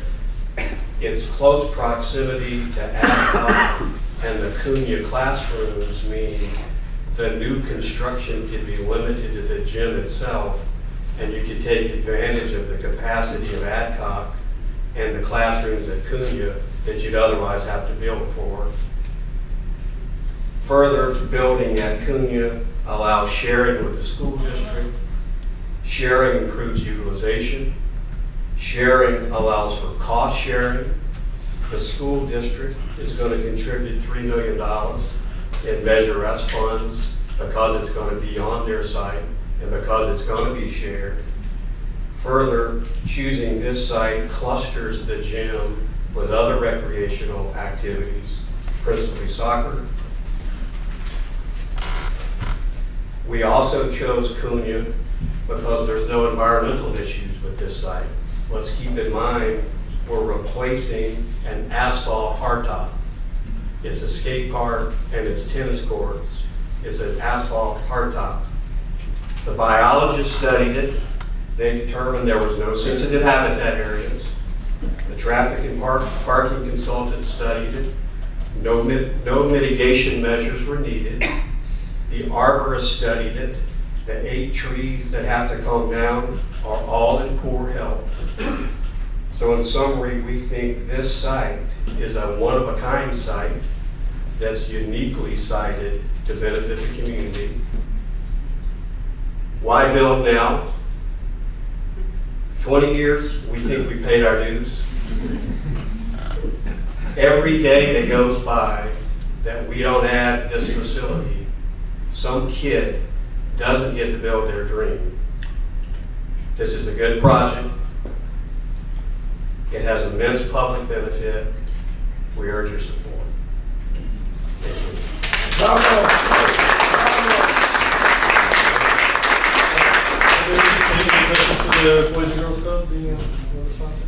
The only clarification I would make when we talk about big numbers being there and using and attending the facility, the principal use case will be a divided 2 gyms that'll each have no more than 100-person capacity for bleachers.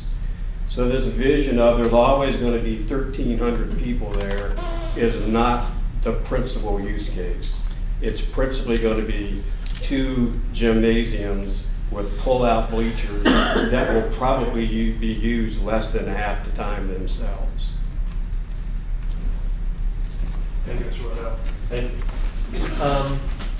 If there's no further comment from the applicant nor from staff, it is appropriate that we open the public forum.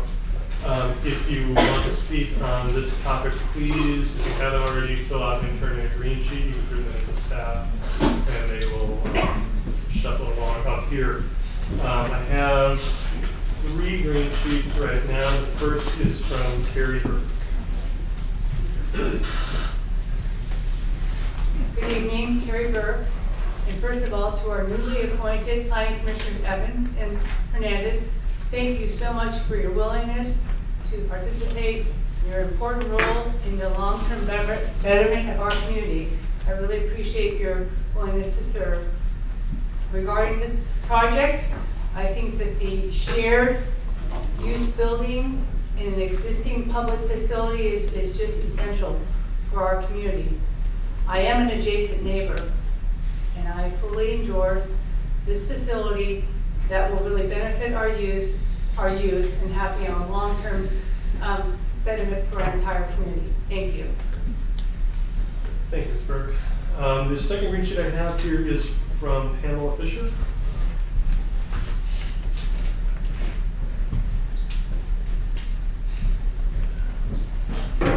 I had really only one reason. I have laryngitis, so forgive me, in coming tonight, and that was looking at the DSA issue, which was not in the report. I'm very much relieved that the school architects will be handling this aspect of it.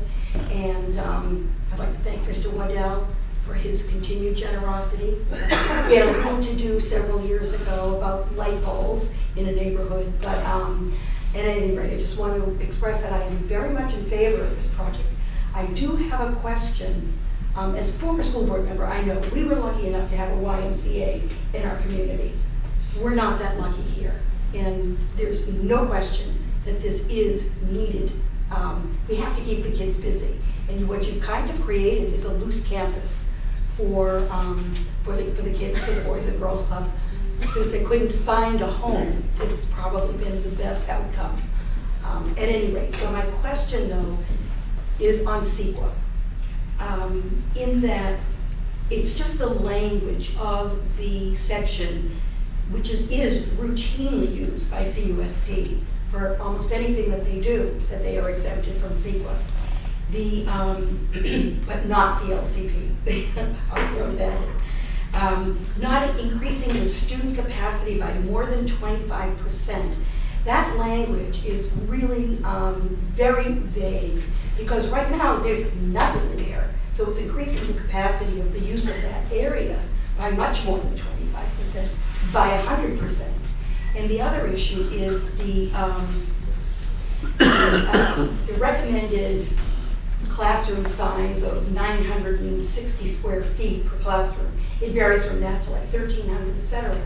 Really, if you look at the capacity of that gym space, is far greater than 10 classrooms. So I'm really looking for the CEQA experts to explain to me and community members that may be watching how that community, and again, with generosity by some very good people that just need to follow the rules. Thank you, Ms. Fisher. Our final green sheet here is from Harvey Rara.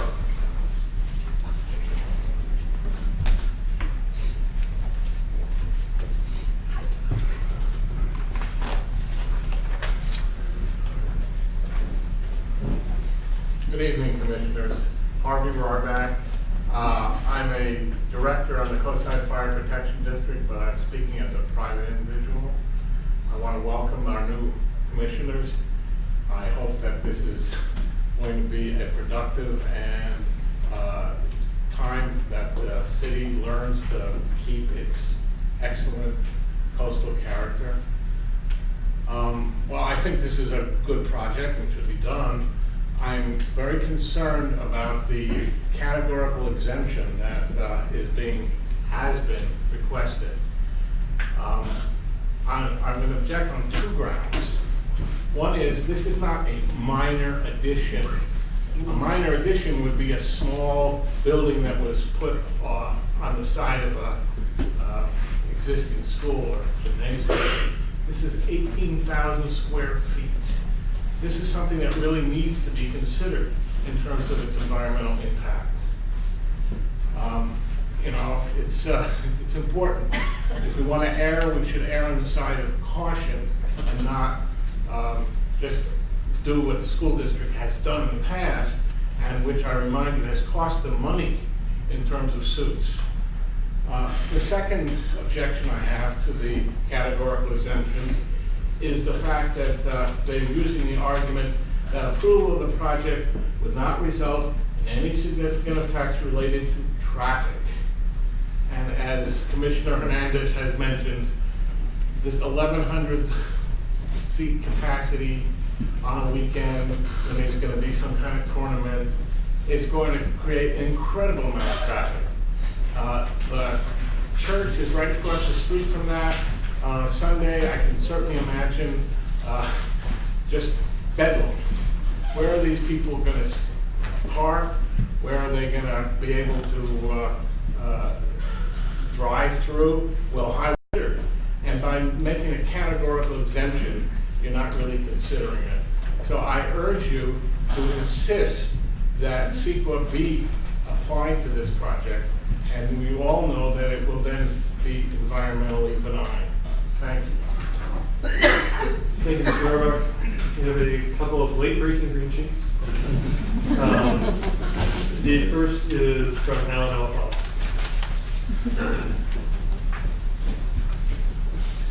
Good evening, members of the Planning Commission and audience.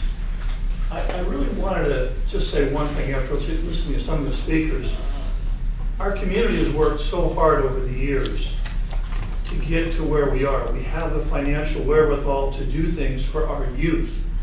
And that's what we need to be focused on tonight, is what we're doing for our community and for the young people in our community.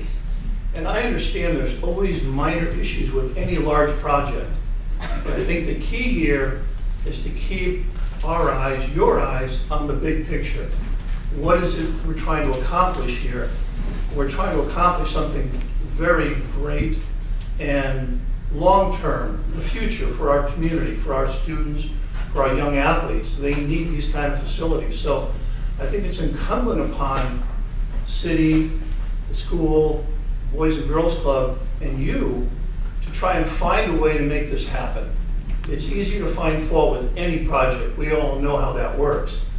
What we have to do here, what you have to do here is raise that bar and look at what the goal is, what the end game is here, and it's something great for our community. So I encourage you to work out these minor issues and make this happen. Thank you. Thank you, Joe. Second green sheet is from Alan Driscoll.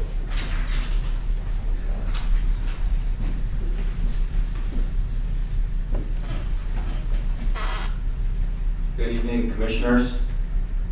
First off, I'd like to say I would like to err on the side of youth. And I'd also like to get credit for time already served. Those of us here in the room have been at this quite a while, some a lot longer than others. And I just want to say since 2012, August, when the soccer facility was opened there, I'm a part of the Halfmoon Bay Soccer Club, and I'm also involved with the Boys and Girls Club. I can tell you we have 200 families now participating in the soccer club. That's 200 kids that are off the streets. A lot of those kids are Latin. We're doing more than just teaching kids how to kick a soccer ball. We're also funneling them into the Boys and Girls Club. Since we started using the soccer facility, we've doubled the size of the after-school program that's run by Caitlin and others here, Judith, and they're doing a fantastic job. And I think these are important aspects that cannot be overlooked as part of the planning of a community. So I urge you to approve this project without further delays. Thank you very much. Thank you, Mr. Driscoll. And the final green sheet, Naomi Pettridge. It's City Council alumni night. I would say I'm probably one of the original people, along with John, maybe 25, 30, 50 years ago when we wanted to get a gymnasium for gymnastics. And so when Keith talks about projects being held up this long, it's really outrageous. I've sat on the Parks and Recreation Commission for 16 years before I came onto the council, trying to get programs for kids, buildings for kids. Boys and Girls Club has been here for a long time. We were going to build a building down on Bev Ashcraft Road. That never developed. I would just like to see this community get together and build this facility. It's for the kids. It's for the kids. I think we need to understand that. Yes, I agree it's on the school facility, but it's not a classroom. It's a gymnasium. And there are not going to be 11,000 people in that gym at one time. I can guarantee you that. It doesn't matter if there's a tournament. There's only so many people that are going to be in there when their kids are playing. It's not like, oh, we're going to have a pumpkin festival at Cunha Gym. It's not going to be like that. I think if you are involved in athletics or with youth programs, you know how that goes. All the soccer fields that are going on right now at Cunha School, people are parking, and there are how many games out there every hour? It's amazing what goes on out there, and it's so gratifying to see all those kids out there. Please, please, the district has done their work this time.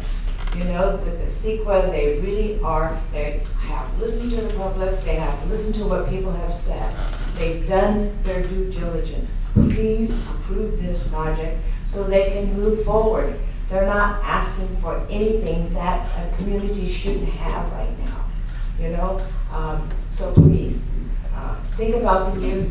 You know, before we know it, I'm going to be a senior citizen extra. I'm already a senior citizen, but I don't want to be an extra and not see that building built. Thanks.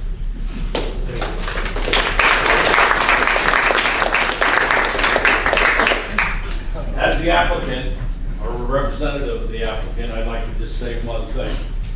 I would like everybody in this room that is in support of this gymnasium project to raise their hand. I think that tells you where the community's at. Thank you. If there are no more green sheets, then we will close the public forum and return it back to the commission for discussion. Before we get into the back and forth, I was curious, you know, the CEQA issue has come up and the traffic issue has come up both in our questions, and I was wondering if the applicant's representatives addressed some of some of what they heard. We can start with Judy. Sure.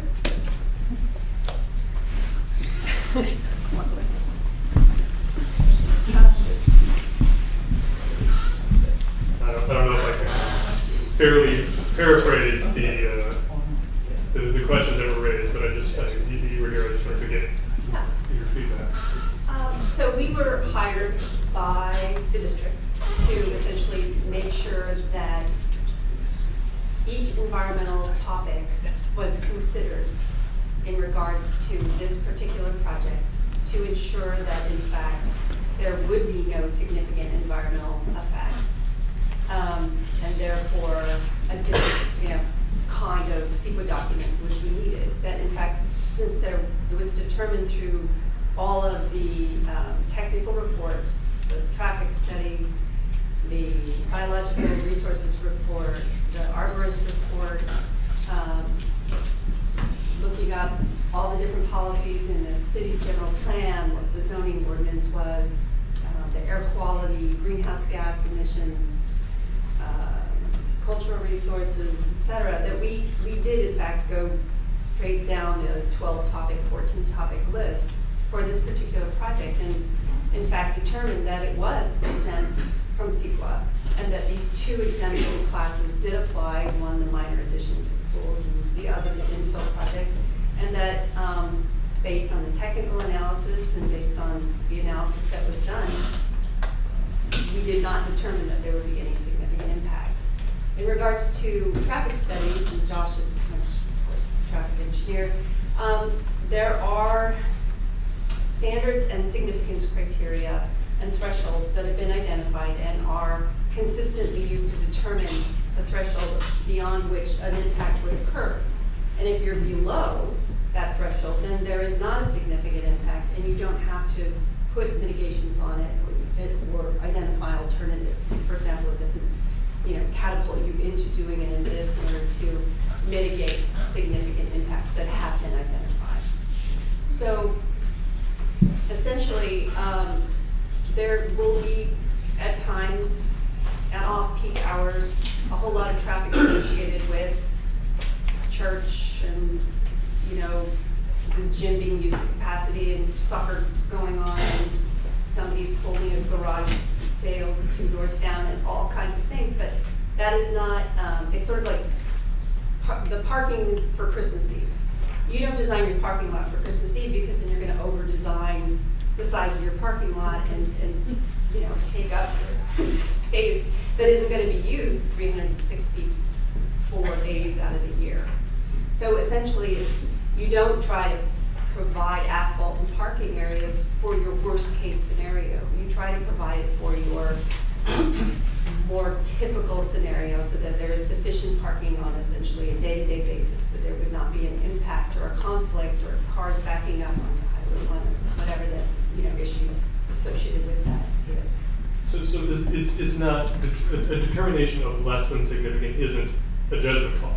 This is specifically with the traffic. It's not a judgment call. It is based on the specific numbers that are created and the analysis of that situation.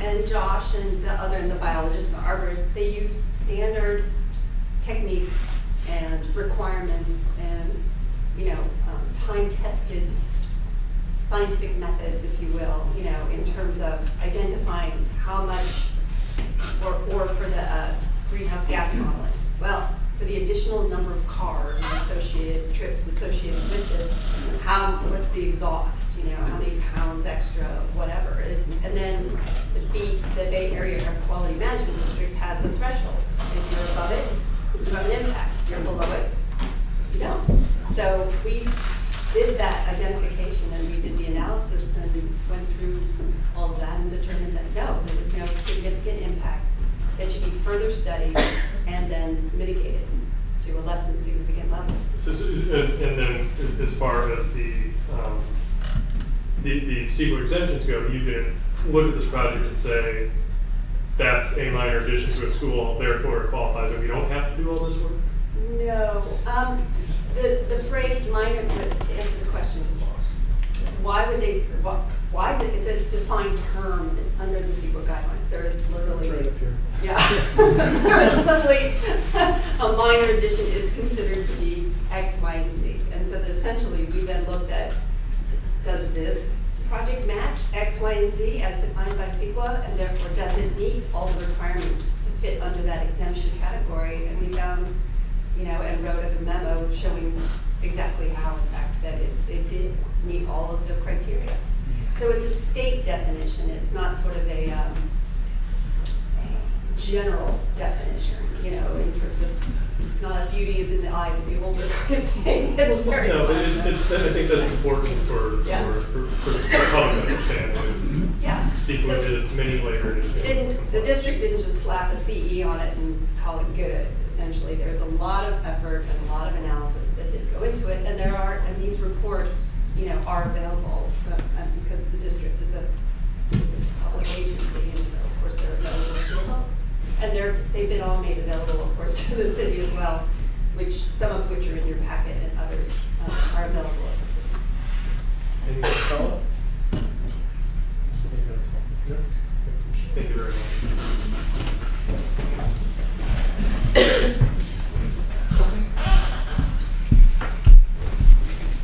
Any further to begin? I'd like to, I guess, ask our commissioners a question. What's our job? I guess I have one view. I'm sure other people have others, but we've heard reports. We've heard a report that makes a recommendation from the staff. We've heard pros and cons on this. Question is, what do we need to do to either approve the proposed recommendation or make changes to it? And I think I've heard a few suggested modifications as far as recommending that, for example, bicycle apparatus be put in, crosswalks, the study, and so on. So I think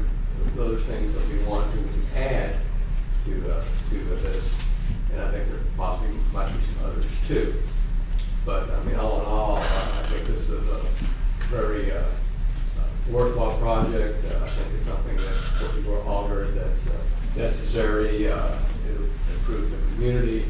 I think it looks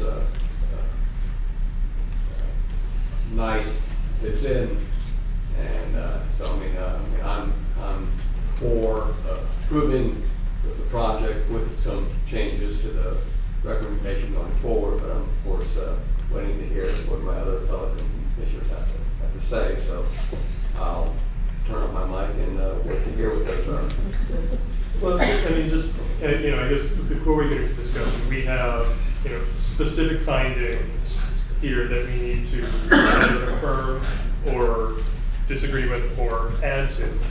And they're, they're kind of the big picture. It's, site and design. Do we feel that aesthetically the building fits within its context? It's immediate context, and then it's broader context within the community.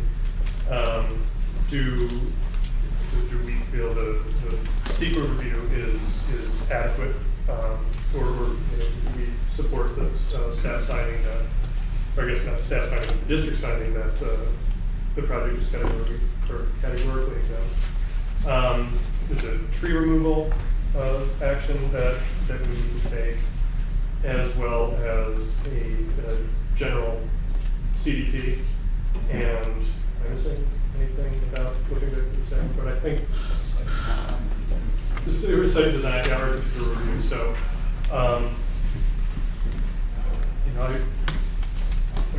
let's start with the smaller items.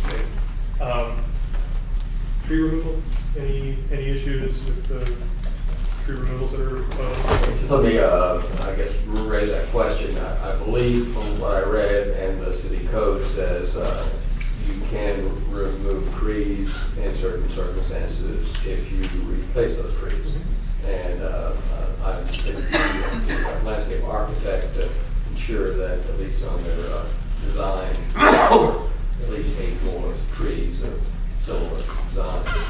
Yeah, I mean, based on, the staff report picks it up, but yeah, I mean, based on my review of the landscape plan, there are, the requirements, the placement requirements are met, so I think that's adequately covered. Richard John, it comes on the tree removal. Is it behind the second? They are, yeah.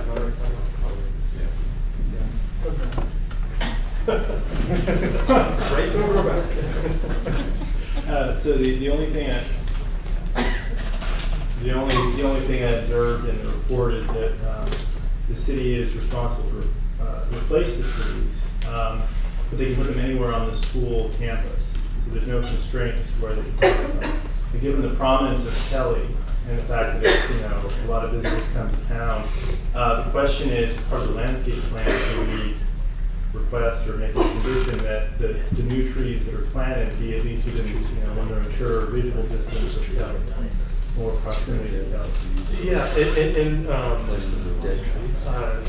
I believe based on how I've read the landscape plan, and I think they're fairly accurately represented on the renderings, that doesn't show the existing street trees, which are to remain, but it does highlight the 8 proposed replacement trees for the pines that are. And I had a hard time following which trees were going to be removed, so I went over to the site to go look at it. And it's pretty clear, at least 7 of them that are damaged or don't look so healthy, but there are some that are near the skate park and close proximity to the skate park. It sounds like all of those are going to be removed. I believe that's the case. There's one redwood, I think it's a redwood, on the kind of growing through the parking lot of the adjacent building that's out of the applicant's scope. Yeah. I mean, I don't have any issue with tree replacement. The pines only live so long here, and they've been here for a long time. So I don't see we have issues with that. The SEQA, to make sure everybody's satisfied with the city's analysis and the district's approval of the SEQA exemption. I think it was It was explained in depth and in detail, and I think it was appreciated. Please, I appreciate it. Is the traffic an important part of secret things? Yeah, the traffic is part of that. So, 700 students at the time? Right now? 700? About 800. So every morning and every night, 700 kids get transported out there. So it's hard to see that would change with any other kind of events. Any afternoon or evening or weekend events isn't going to have 700 or 800 kids at one time going in and out of there, except a few occasional times. So I don't see how traffic has any impact at all in the city. I don't see any concern at all. Very good. Layperson. Maybe such a question as part of the local. One of these days I'll get it right. But as part of the local coastal program, do we have to look at the parking as well, or is that part of CEQA, which would it apply to? Well, I think it applies to our, our concurrence with the CEQA exemption, as well as in the site design. Part of our purview as your review committee involves parking, and I think that's applicable to the development permit as well. So the only concern I have with the traffic, and the point was made that in the typical use pattern that's called out here, if we're looking at 100, less than 100 people using the facility at a given time, you're not going to have 1,100 people or 1,200 people crowded in. There is, in looking through the traffic analysis, I do have just some general concerns because already with the project plus the existing conditions, the intersection there goes to Kelly and I believe Highway 1. It goes from a C to a D, and then and that's not including the skate park. It's not including the library or other traffic that's brought in. So the thing that I'd ask city staff to do is, I don't know if it's going to be part of this project, but we really need to take a look at the overall traffic patterns, because the number one thing people complain about is the traffic, right? And so it seems like we're, I believe your analysis, I believe the standards that you're using. I question, having managed engineering teams, I question the assumptions based on that. And you laid out what some of those assumptions are, and they won't always hold true. So it's something that we need to figure out how to address. I'm not sure, this is my first rodeo planning commission, but so I would actually ask you, Tom, how do we mitigate that? And how do we address that? Well, I think for less than significant impacts, there aren't any, we're not required to mitigate that. I think one of the, I think when we talk about traffic, we talk about vehicular traffic. That's the first thing that comes to mind. But I think one way to mitigate vehicular traffic is to, we talked about this over the last year or so with the circulation element work, is that identify and to provide easy access to alternate modes of transportation, which is why I looked at the bike racks, additional bike storage. We raised access from this facility, this chunk over there, providing better walking paths, better biking paths, and things like that. And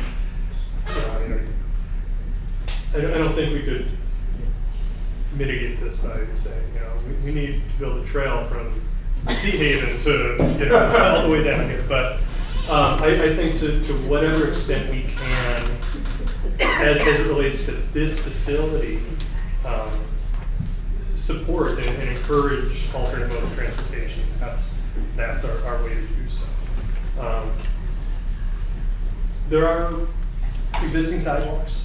We're not looking for additional sidewalks or additional pedestrian access routes. I think it's important that we focus on improving the existing pedestrian and bike connections to the facility that we have to hopefully someone who lives on the west side of Highway 1 will choose to bike or to walk, rather than drive. Making it easy to park your bike there, I think that's one tangible option we have. I feel pretty strongly that we should get on top of encouraging the traffic engineer to look at this connection right here, and whether it's a lighted crosswalk or it's a T stop sign or something, because I don't know how staffing works with the Boys and Girls Clubs. I don't know how the program works, but I can't help but think there's going to be a lot of back and forth just between these two facilities, not even counting the back and forth from the school buildings over to the Adcock Center, the skate park, or to the library or elsewhere in town. So I think, and for the broader community too. I know I've been here for the farmers market on Saturday mornings and tried to go back and forth from the ball field to the farmers market, and he really wants to go down all the way to church and cross the street and then come back. And so we and everybody else that I see crosses the street and gets on with that and causes traffic issues. So any traffic issues on Kelly on Saturday morning, go to the ball field. But I think that's something that's really worth studying, and I think it's worth studying as part of this project. Whether or not it gets implemented as part of this project or gets implemented as part of the skate park or future improvements, I think it's important. I think that makes a lot of sense, and you can't take all the credit for the bad traffic. I'm some of that too. We get honked at all the time.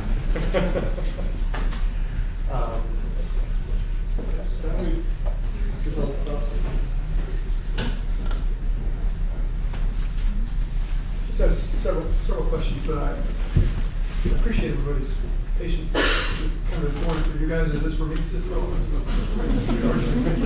This all my planning commissions need to be like this. So tonight, and I'm looking for how do we get this approved, and how do we move this ahead so that, because we have money to do a project that's pretty novel here on the coast side. We can't have enough indoor space for people to do things because of our weather, so that's all great. How many is it a question of the staff? So after we, assuming this gets moved on tonight with whatever happens, is there some other step where someone else can come along and say, oh, no, we don't like it, we're not going to do it? There's a 10-day appeal period. So following this action, it opens up the 10-day appeal period, and that appeal would be made to the city council. So after the conclusion of this appeal period, then the project is effective, and it's not subject to coastal commission appeal. And then the state would do whatever they do with their regulations in terms of the project. That's right. They would review our drawings and actually would get formal approval through the DSA process to construct it. That all the typical codes would be.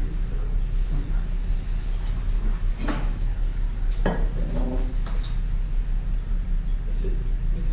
For CEQA, those are the only questions I had about CEQA and parking and traffic. I guess what I heard, your suggestion was that making a condition of approval to maybe have the city staff do, or the city engineer do a traffic mitigation study.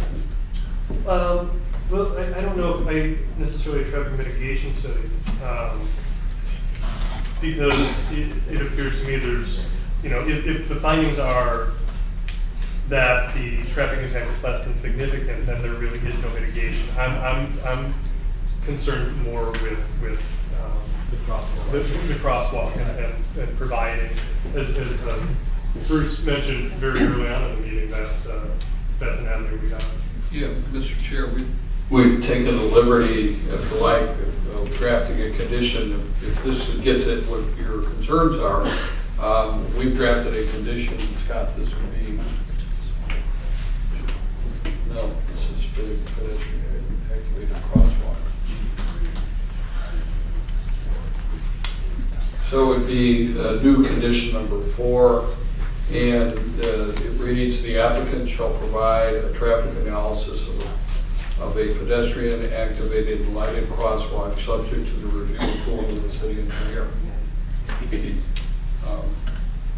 I think that gets at the concern.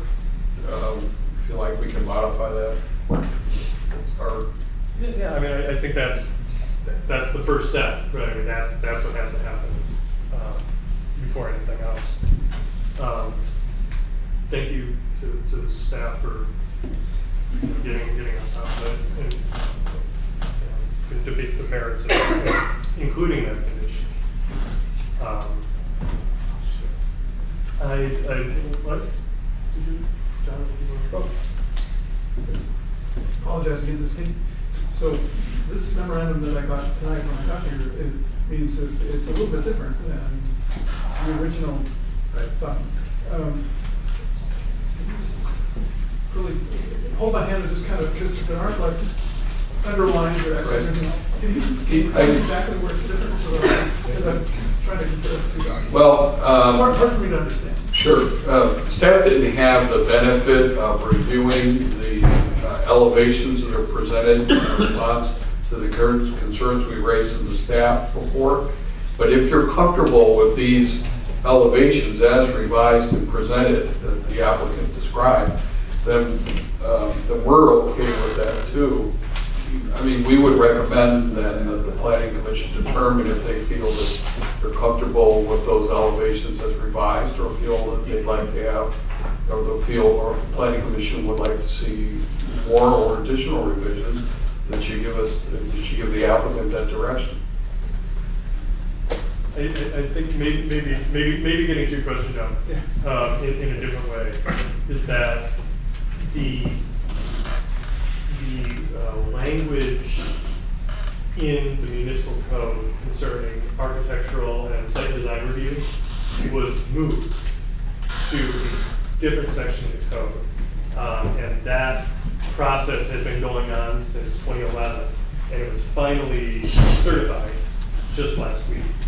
And so in order to be current, staff has added the specific findings for architectural site and design review into the revised copy that we received tonight. And that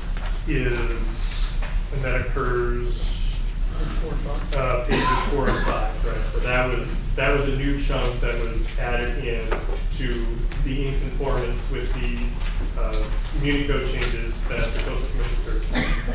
Yeah, Mr. Chair, if I can add too, so at the bottom of that memorandum and the revised findings we provided, so if you're comfortable with the elevations as revised and presented tonight, then we would recommend striking the third sentence of the evidence that required the addition of a condition.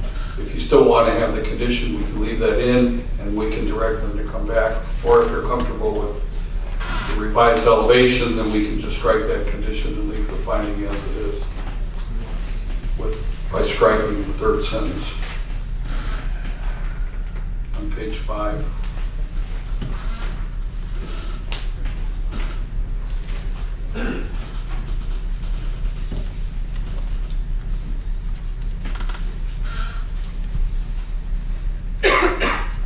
So we're not to the point where we're making suggestions of the language of the approval? Not yet. So to address that specifically, I don't think this project should have to come back for any kind of design. Oh. And well, I think the last major issue we have is that we haven't covered is the architecture site design review. And so, based on the elevations that were presented tonight, the new ones, you have any feedback on the overall? Right. So it's tempting to always criticize or suggest changes and things like that, but in the building could look different. It could be different shaped. It could be located differently. But that's not relevant to this project. What's here is appropriate. I don't think it's fair to impose other community problems like traffic and parking on this particular project that's really an infill project. And so I don't see the reason and the need. I don't even see the need to embellish it as much as it is. It's great if the client wants to do that. This is my personal opinion, or professional opinion, actually. If they're willing to spend the money and make it have a little more texture on the outside, that's great. But it also is a box, and it's going to have paint. Paint can change, and the way it's situated works okay, except for one concern that I have, and I'm not sure whether I address our city attorney with that, or I'm a licensed architect, and every couple of years we have to go through updating our ADA compliance stuff. And so I'm not clear if I vote on something that I know may be kind of questionable. I'm not sure of my personal exposure on that as a planning commission. Yeah, but also none of it is a building code issue. That's a civil rights legislation. The handicap access compliance. It's just how exposed is the, I guess, school district to automobile drop-off and access for adults and disabled people differently than it is as a school right now. I don't want to make this an issue. I want to make sure that somehow whatever we do tonight, from my point of view, is something we can say, this is great, let's do it, and kind of figure out the complications that may or may not even come up. Can I provide a little bit of feedback, a little clarification of the process? Not to interrupt you, but just because the state says it's okay with their standards doesn't necessarily mean that the project is not in jeopardy from action.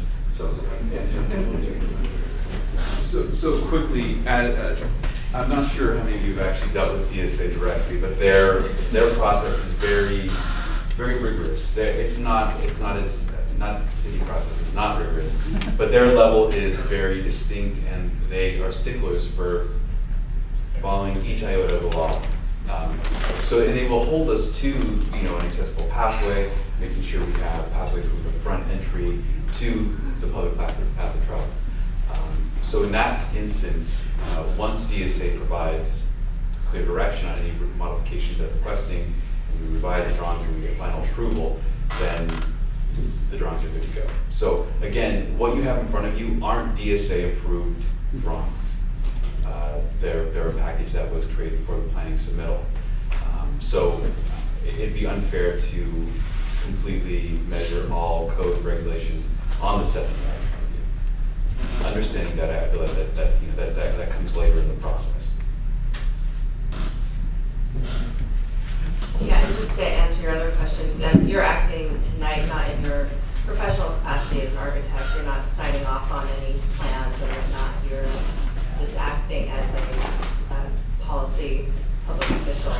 And as the architect has explained, the plans will get refined and approved by, if we're going to our building department, that would happen at the building department stage. And the building department would ensure it's code compliant and whatnot. In this case, happening at the state level. So everybody's comfortable with we're good to go with all this. Back and blame. Yeah, that's right. I'm also licensed. Take the feedback. Well, I guess I had a question regarding the historical nature of the middle school itself. You're trying to match an architect with a box, but it's a box on one of the most prominent streets in town. And I think the intention of the design you guys have spent a lot of time on is to blend in somewhat with the design of the school. And there's technical challenges to that based on the materials you're using and the daylight exposure and these types of things. You've done a very good job of explaining that in the documentation. And you've mitigated the east and the west side of the building. You've made it not a white canvas that is very sparse, but you've tried to do something. The condition of approval here is that there's a number 2 on Exhibit B, is that you actually need to come back to the Planning Commission or to Community Planning Director for final approval of a design on the east and west side. So that's language is still in there. but we have the luxury of deleting that condition if we feel comfortable that well, first of all, if we felt comfortable with it originally as submitted, or if we prefer the rendering, the version that's presented here tonight. So we have the luxury of being able to draft and edit and or remove these conditions as we feel appropriate. So the only question I have is if we don't do it, is the DSA going to do that and look at this and say this is a modern building, and are they going to enforce this as a historical building and say the gym has to match? So I think as a design professional, we try to be responsive to the needs of the site and understanding the fabric of the site. And in this case, you have some that corner building has a very definite appeal, right? It has a very definite style, and it is a very important corner as you drive in on Kelly. And so we try to respond that in a very sensitive way, not necessarily trying to imitate it holistically, but we try to grab some key elements that would actually help tie it together. Again, the Cunha campus is composed of multiple buildings that were built decades apart, and so it's adding to the fabric of this campus. And again, we're not necessarily trying to mimic or imitate, but we're trying to do something that's similar, that's tastefully connected, but that draws comparisons. So I asked you, Tom, what do you guys want to do? Do you want to, leave the design as it is, give them some leeway to continue to draft it and revise it based on the feedback of the community? Or is it as painted as what they're going to do? Yeah, I'll be honest. I thought the east and west facades as originally submitted were lacking. I think that they were once those trees on the west get on the west property line get taken down, that is going to be a very big, very bright expanse of stucco. And likewise, heading west on Kelly, you'd see the same thing. I commend the architectural team, the design team for addressing those concerns that staff raised, because I think what they have presented here on these revised elevations is much better. It's something I didn't notice until I got closer to it, but they also changed the scoring pattern of the stucco, which may seem like a silly little inane thing, but it makes a really big difference as to how structures read from the distance, and it really breaks up what they had before was big, repetitive blocky structures, and there's much more detail there, and I think I could support that design forward without a condition that they come back to the community development director or to us. I think that's a much stronger, a much better integrated design than what was presented before.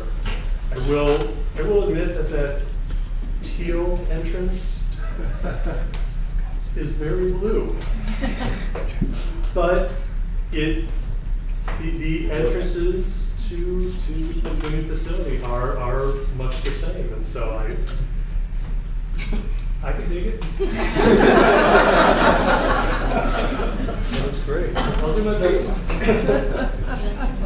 So beyond that, I don't have any additional architectural or site design comments. I think what might make sense is somebody who's done some design, not in the way done a little bit of architectural design for our house, but giving the design team a little bit of flexibility as they get feedback to come either to the planning commission or the community director. As it's in here, it comes back to the community director or staff for final approval. It gives them some leeway to modify the design and make sure it's in meeting with. There's guidelines already in city code that says how this should look. So, well, if we approve this design direction, if the applicant makes, any changes that the applicant makes need to be in substantial conformance with what we would approve tonight. If not, then that would be kicked up to director level or would come back to us. So that's for the direction we want to go. Well, I don't anticipate the design team wants to make any changes. I mean, the design team is happy with this direction. I just want to make sure. So with that being the case, I mean, they certainly have the luxury of making changes if they want to. But if those changes are out of conformance with what we approved tonight, could approve tonight, then they would have to come back. Maybe we should just strike 2. That's where I'm leaning. Yeah. Would you agree with that? Yeah, I agree. Strike 2. Okay, I think we're getting to it. Has staff had a chance to look through the conditions and to identify which are not appropriate based on DSA's review, and we can go through that?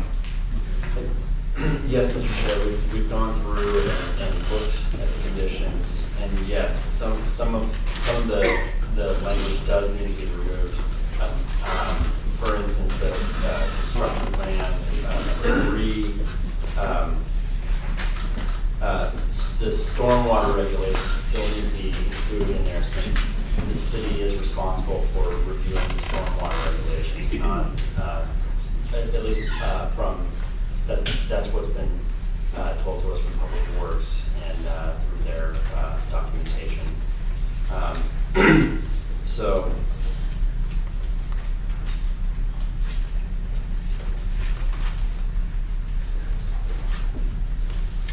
So it looks like condition number 3 would be the major,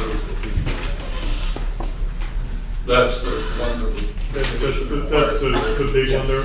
Yes, that's correct. And additionally, an encroachment permit would still be required, since there will be some work within the city's public right of way.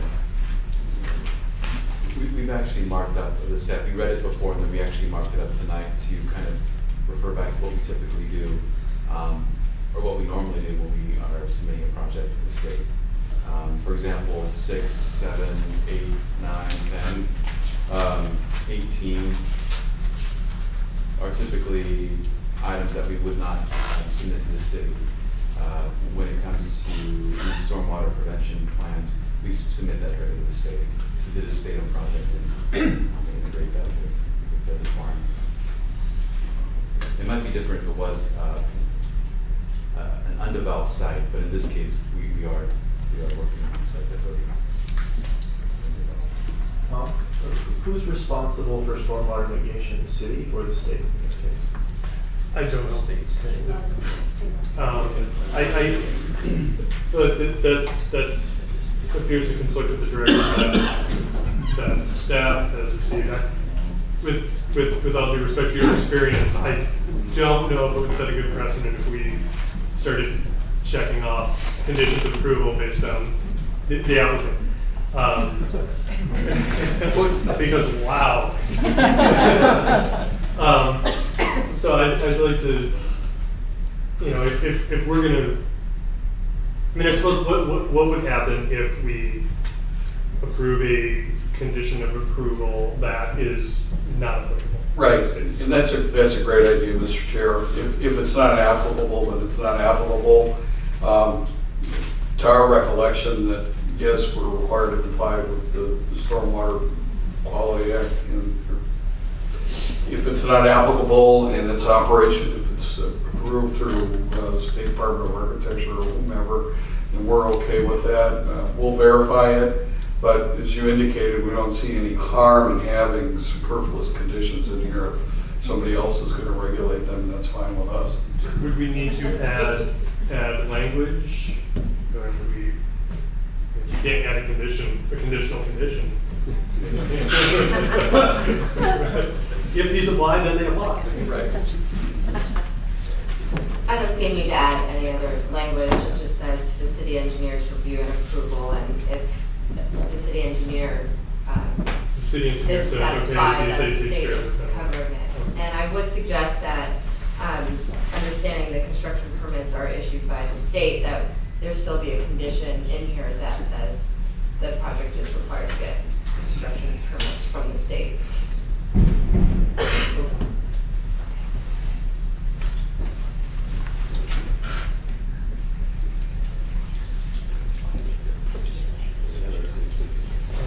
Anything else need to change or be added? So we got some summary of what, if anything, we would like to put on the table. Anything else to add, Commissioner Evans? Do you have any additional comments?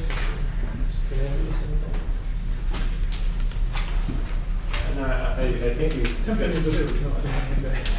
The only question I have is where in the approval are we going to deal with anything related to the traffic going across the street? Yeah, I think, are we on board with the terms? Including the condition that staff prepared to analyze the pedestrian traffic? It's unfortunate for the community that we don't have a chance yet to really look at better assignment of where cars go and people go and bicycles go and how the roadways work with all that. I just think it's not fair to any particular small project like this, even though it's bigger than the house. To pull that argument into a project like this is not fair. So, But to the extent that it involves access to the facility. Let me add to the point that since we're going to get the skate park and others, this is something that's going to have to be done, I think, eventually, and we're not making this a conditional approval. What we're saying is that we would like for the planning department to do a traffic study to come back to the planning commission to ensure that there's adequate crossing, safe crossing in the future. Well, I think what staff proposed was that we condition the project that the traffic engineer review to the satisfaction of the city engineer the pedestrian crossing from I guess, the north side of Kelly to the south side of Kelly. I would observe that the pedestrian crossing on the west side of the Church and Kelly intersection, I'm almost certain that that curb cut is not currently in conformance with ADA. And so, to the extent that there wouldn't be any current ADA crossing from the Boys and Girls facility at Adcock to the new facility, it is a concern. So that I feel that it is worth the applicant worth it to have the applicant look at the traffic impacts to a safe, accessible, ADA accessible pedestrian crossing. And so agreeing with staffs. Agreeing with staffs. I would tend to agree. I mean, we already have pedestrian issues here, and we should take a look at it. So. what's involved with that? How long would that take? That won't impact the project going forward. It is something we want done at some time in the reasonable future. So putting that condition in doesn't stop the project going forward. I think it's part of the analysis going forward. Would it stop the project? No, I don't believe so. Run out of money? And as you indicated here also this evening, as we bring forward the skateboard park project in a couple of weeks, that could also be incorporated in that aspect of that project too, seeing as how that happens to be the Boys and Girls Club project along with the city. Okay. Well, then, should we summarize for staff? Sure, that'd be good.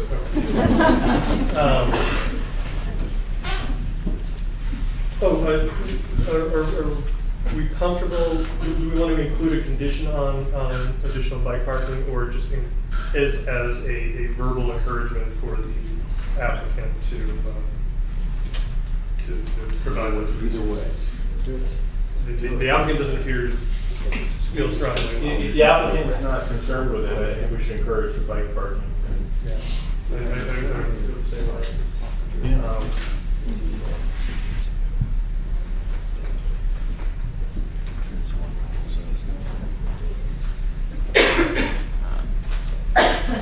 Mr. Chair, there would be a new condition, bicycle parking at the front entrance along Kelly is encouraged.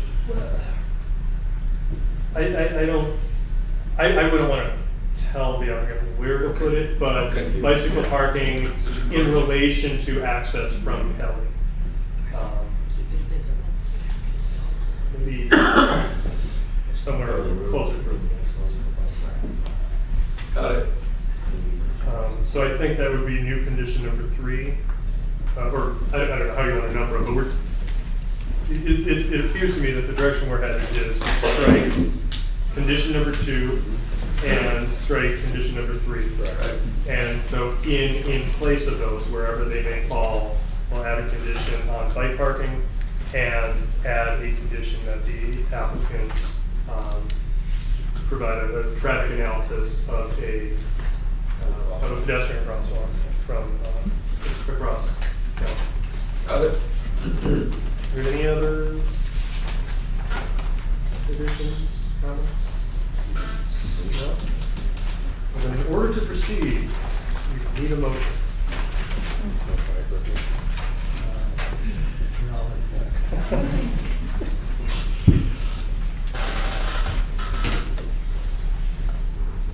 Yeah, I recommend that the planning commission approve PDP-073-14 application for a coastal development permit and site and design permit to allow the construction of a new gymnasium and tree replacement at 600 Church Street, APN 056-182-050, Manuel F. Cunha Intermediate School Campus located in the P5 Public Service Zoning District, based upon the findings and evidence contained in Exhibit A of the draft resolution, subject to the revised conditions contained in Exhibit B. There's the motion on the floor. Is staff comfortable with the language? Lauren's suggestion we say as revised. Or as revised, okay. We're good. We have a motion on the floor. Do we have a second? I'll second it. We have a motion and a second on the floor. Can we have a roll call vote, please? Commissioner Frank. One moment. The video taken 20 years, right? Shoot. All the same. Commissioner Hernandez. Yes. Commissioner Evans. Yes. Commissioner Devon. Yes. And Chairman Conroy. Yes. The motion carries.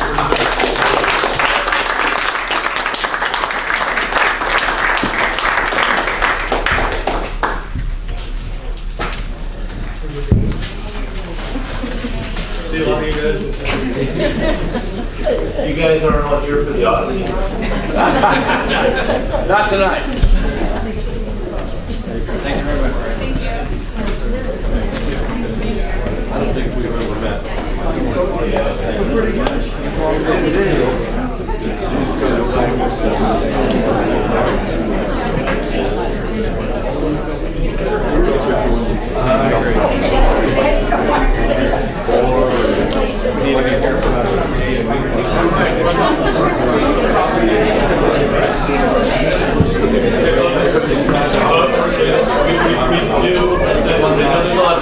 We do have one more item on the agenda tonight.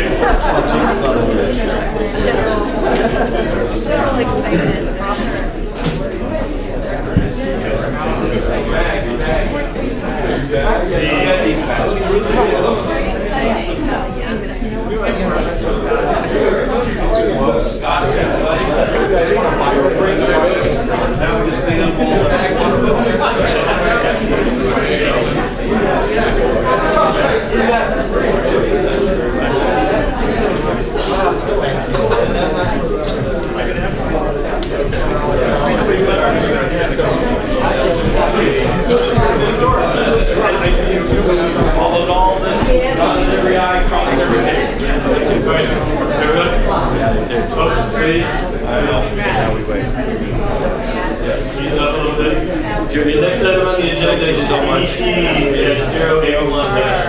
For request for sign permit to allow the installation of signs along the existing fencing along the corner of Main Street and Miramonte Street at 601 Main Street. The assessed parcel number is 056-176-080. The applicant is Michael Harding, and our project planner is Scott Williams. Thank you, Mr. Chair. Yeah, this is just to reiterate. This proposal is only for the signs along the fencing, and it's the code enforcement approached the business owner and verbally notified him that sign permit was required and submitted the sign permit. And staff was uncomfortable with the sign design as shown. Specifically, there's a section of the sign code which states that signs shall be designed and constructed with a high level of craftsmanship and detail that complement the architectural features, scale, and finish of the building. Well, it states building, but the site, the buildings within it is kind of a unique situation there in the outdoor retail area. And some of the things that we suggested was that they've the existing items within the outdoor retail area. We suggested that the applicant come back with something that was a little more compatible, and suggested maybe using some of the metal or wood that exists within the outdoor retail area. And there was some concern from the applicant that he preferred to move forward with the signs that are shown on the site now. And so essentially what we're looking for this evening is some feedback from the Planning Commission on if you feel that the existing signs are appropriate on the site, then we can certainly move forward with approval. Or we could direct the applicant through this placeholder condition that we've included with the staff report, requesting some modification to the sign proposal based off of your feedback. The applicant is here this evening I think he'd be happy to answer any questions you may have, and I'd be happy to answer any questions also. Thank you, Scott. Before we open up the public forum to the applicant, questions for staff and the staff report? Yeah, we of course approved this project a year ago or so, and I did not keep my renderings that I love put together. So I can't recall whether there were signs on those renderings. So again, my first question is, when we saw renderings of what this site was going to look like, were there signs on it? No, the only sign was the Odyssey sign over the gateway. Okay, and again, the question is, so the signs were installed without a sign permit, which in effect triggered this. Yes, but as I mentioned, the applicant was verbally notified by code enforcement, and he responded by submitting an application for a sign permit. So, and he's here this evening. So, we don't have a copy of the signed permit that he submitted. In other words, I can't approve his request now. We can't approve his request now if we wanted to. Actually, yes, you could. The area of the signs are within the purview of the Planning Commission, meaning that it's in aggregate they're over 20 square feet per sign. The Community Development Director has the ability. The code allows the Community Development Director to approve up to 20 square feet of signage within the downtown per sign. This proposal is over that. Therefore, the Planning Commission would be would need to approve this signage. And then also, evaluating whether the proposed signs comply with the rest of the other applicable sections of the sign code. So as I read this, the sign can't be any larger than 70 square feet. Sign. In aggregate. Right, in aggregate. And which you agree the signs aren't in excess of 70 square feet in aggregate. You agree with that? That's correct. So the signs that are included with the sign proposal. And so then the basis for your recommendation that the applicant redesign the site is that it doesn't meet at least 2 of the 6 elements as defined in the city code? Or is it a craftsmanship issue? That's partially correct. There is another section of the sign code that I mentioned earlier, the 1550.010A5B that talks about signs shall be designed and constructed with a high level of craftsmanship and detail that complements the architectural features, scale, and finish of the building. Granted, this is a unique scenario with the outdoor retail area. It's more buildings and other features within the outdoor retail area. But the discussions that staff has had is that the proposed signs, there's question whether or not the signs included with this proposal are designed and constructed with a high level of craftsmanship and detail. So that's one thing that we suggest the Planning Commission evaluate whether that is actually the case. And if you find that if the Planning Commission determines that the signs are constructed and designed with a high level of craftsmanship and detail, then we would recommend moving forward with an approval. So. Okay. Further questions, Mr. John? So I'd like to be involved in the discussions about this project, but I need to disclose that so I'm going to abstain from voting because I live in proximity to this project.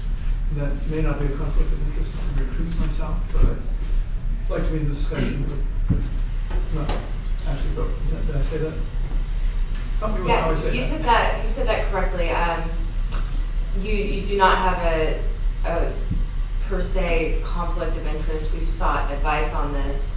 You don't need to disqualify yourself. You may abstain, and you may also choose to abstain from discussing the project, but you may stay in the room and hear the discussion.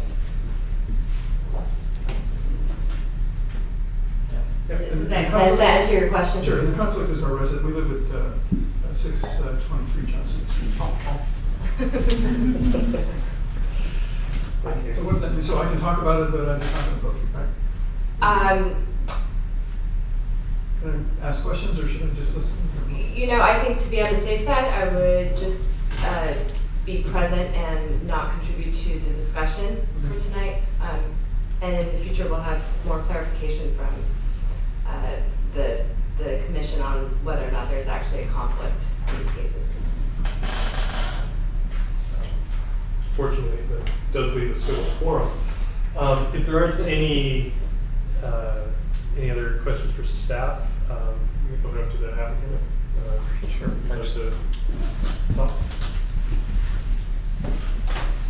Hi, I'm Mike Harding.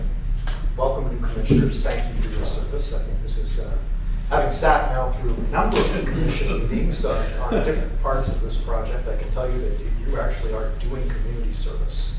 So,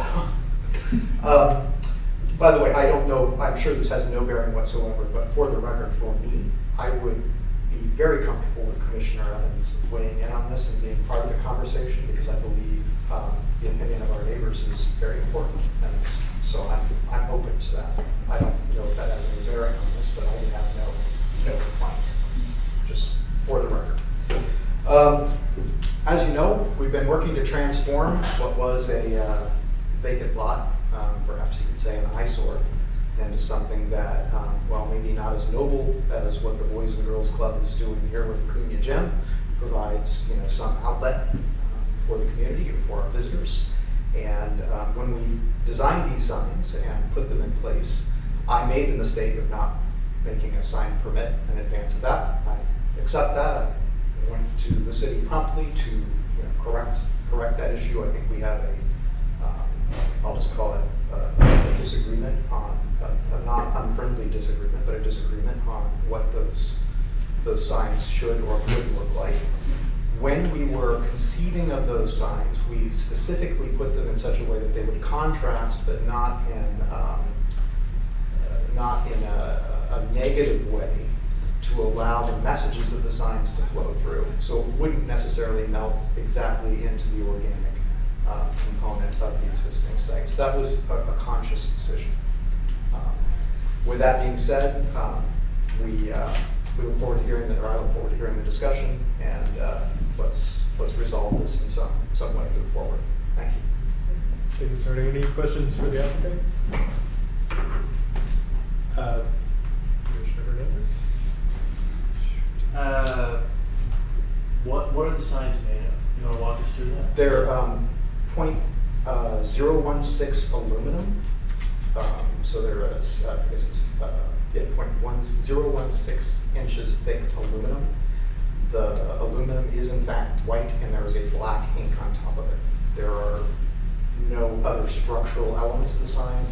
The signs are attached to a wood fence railing with screws. So these are metal signs? They are metal signs, intended specifically for the corrosion elements that we face here on the coast, for durability and longevity. And what's the inspiration for the fonts that you use here? That is our branded font. It's called Antique Caslon, and we use it throughout our marketing, online, offline, etc. It is a degraded font. It is there, again, intentionally. So it's part of your brand? It is part of our brand. Okay. Further questions you have?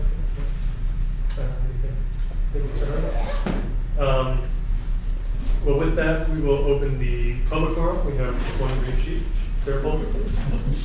I didn't really expect to comment again, but I just want to say that I don't know if it matters, but I like the signs. I think they're eclectic. They fit with the store, but also with Main Street. Main Street's kind of eclectic. I've never noticed that they seem like they're not crafted well. So I guess I'm just saying that if you want a public opinion, somebody who walks on Main Street a lot and notices things like this, I like them. So that's just for what it matters. There you go. Thank you, Sarah. And for what it's worth, it does matter. If public input is always helpful. With that, we'll close the public hearing and bring it back to the commission for discussion.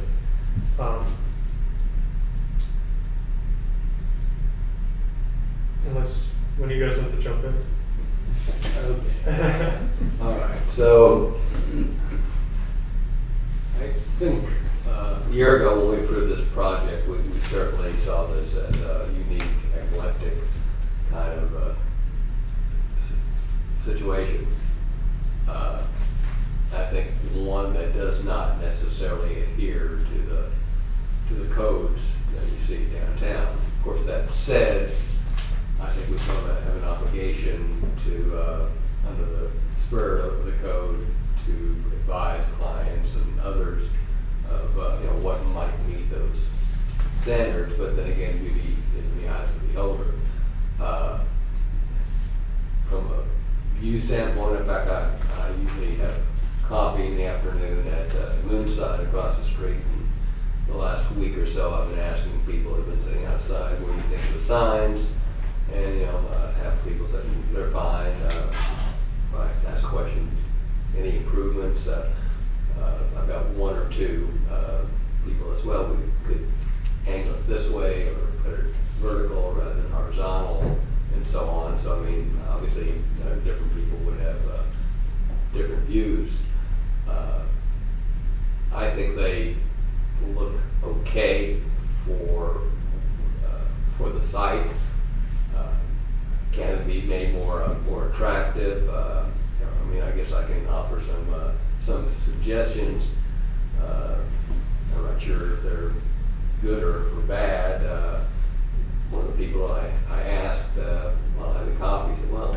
could frame them in wood and put them vertically, and maybe that'll make them look better, but, again, would they have any better impact, or would they look better? Some people would say yes, some people would say no.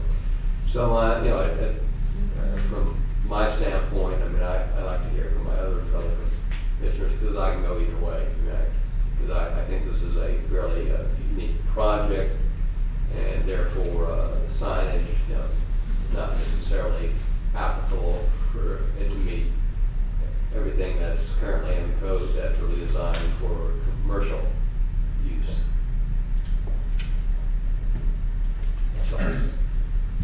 Commissioner Hernandez, you want to weigh in? Apparently I'm not shy. So I think the high level of craftsmanship and detail, again, beauty is in the eye of the beholder.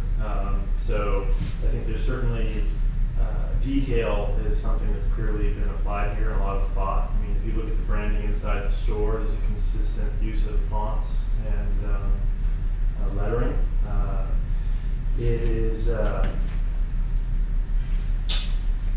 you know, so just looking at the craftsmanship aspect of it, it's designed to last. I think the challenge with wood as a material on the coast is if you put wood out there, unless it's like pressure treated or painted, it's going to fall apart. And so I think that would be a challenge for the applicant to come up with a new material. Right? You know, and I looked through the other 6 criteria here, and it seems to me at least 2 of the other 6 criteria that are required under city code. So I don't have any issues with this moving forward. I think it's an eclectic, interesting project. I think it matches the branding, and it doesn't look as nice in this picture as when you walk the building and you see it and you walk by it. It kind of has the Coney Island type feel of kind of curio shop or something. So it's a vintage type of feeling that it creates there of the old amusement parks.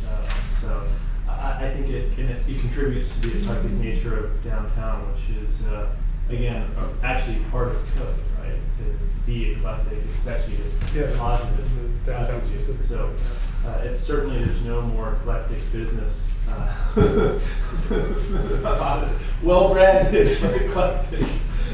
You know, I would concur, and in both of Mr. Harding's visits to the Planning Commission, I have felt comfortable with his desires of this property to really make it a interesting and unique destination. And I don't have, you know, the signs as they are, the signs certainly have a strong connection to the brand. I mean, you recognize them right away. You see the little oval odd stickers on vehicles through town. And you know, while beauty may be in the eye of the beholder, you know, we do have responsibilities as we sit up here. You know, I think it's I can't remember who said it now, I wrote it down. A unique situation, a unique entity, and it certainly is. But I admit that when I first saw those signs go up, I was really surprised. I didn't, you know, we hadn't seen them before in previous applications, and I looked at them and thought, wow, staff approved that, okay. Because to my eyes, reading this narrow, white, long banner takes away from the really unique and intricate aesthetic that I think you created there. You have these really groovy columns with light fixtures and this ornate gate with inlaid glass and this beautiful arch, and you know, that's just the first thing right there at the corner, and then you go in there and shipwrecks and all sorts of stuff, and you know, it's a fun place to visit. It's a fun place to visit with families. I have so many rocks at my house. Thank you very much. My son is quite keen on your rock collection there.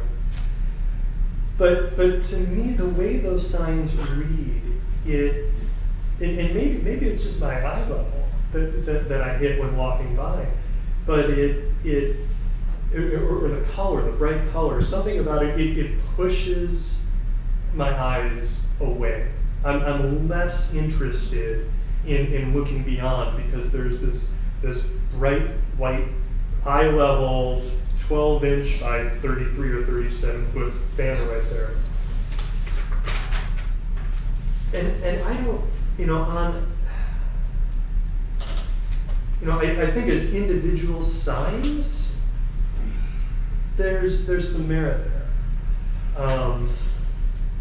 But the way they read as one sign, I think it detracts from the overall aesthetic. I wonder if they couldn't be spaced somewhat, or I don't even know. I guess I'm not, I'm not strongly opposed as is. I just it seems to cheapen this really groovy, funky little spot on the floor. Perhaps I see the applicant sort of sitting in his seat. Perhaps we should. Yeah, ask him to respond. So one of the design. I'm sorry. My apologies. So the only reason they're kind of pushed together that way is through my reading of the 28-page sign ordinance for Half Moon Bay. I have to read them as a single sign unit that has the components. If I actually had my preference on that, I would in fact separate them, create separation between them. So it's not a continuous strip. But that again was a conscious decision, and that was a decision to try to conform to the code. Well, I'm curious, is that, if they were separate signs, is that, would they be not in conformance with sign? That's correct, Mr. Chair. There is a limitation on the amount of signs per frontage. If my memory serves me correctly, it's two signs per business per frontage. So in this case, it's a corner lot. So, two frontages, it could have four signs. Of course, we can grant variances to that too, mind you, so that's an option out of park. Yes, sign exception. Okay. Tom, as you draw that out, it does kind of strike me that, maybe that would help. And I think your design point of separating them out as a variance, maybe that makes sense. Well, but at the same time, it's not a good position, and I don't know if it's necessarily a tenable position for us to propose exceptions for the applicant. I think those requests for exemptions need to come from the applicant themselves. I agree, but let me point out that this whole concept is unique. I mean, we almost granted a variance compared to what could have done there before. And second thing I want to point out that we actually gave a time limit to this project. It's not a forever project. I'm not sure what that time limit was. 5 years, was it? It's 5 years, and we're in year 2 of that 5-year period. So, from that standpoint, this will very well go away in 3 years, kind of thing. That said, what caught my eye, however, was the report, for example, shows the signs vertically. And at least to my eye, that's more pleasing. It's just the way they put it on the sheet over here. Do you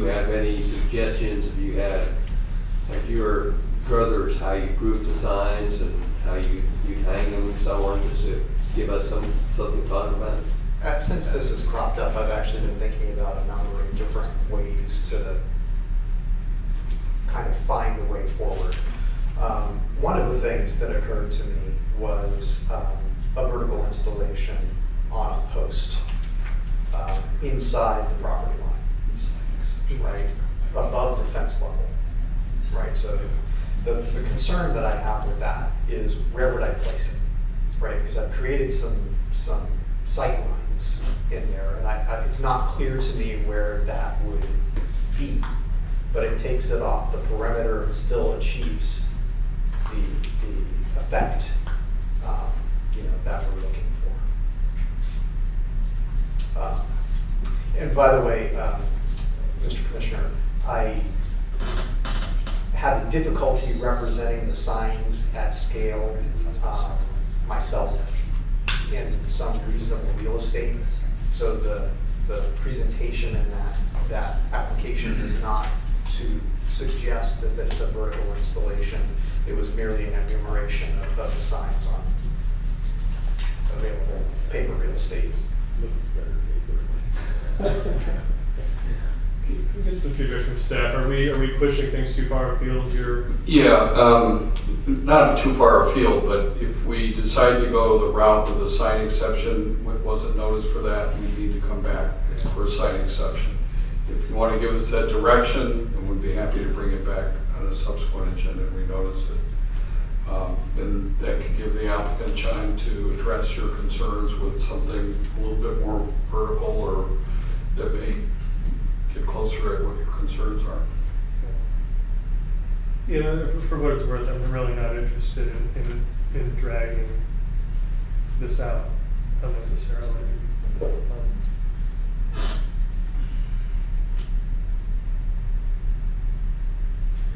So the way the report is written, or the findings and conditions are written right now, is that there's the redesign condition for a redesign. Right. Mr. Chairman, if you like, if you're comfortable with this, I've modified this. If you're comfortable with it as presented, I've gotten another whereas that we can add in here and struck the part that requires the modification out if you feel that this is appropriate and acceptable.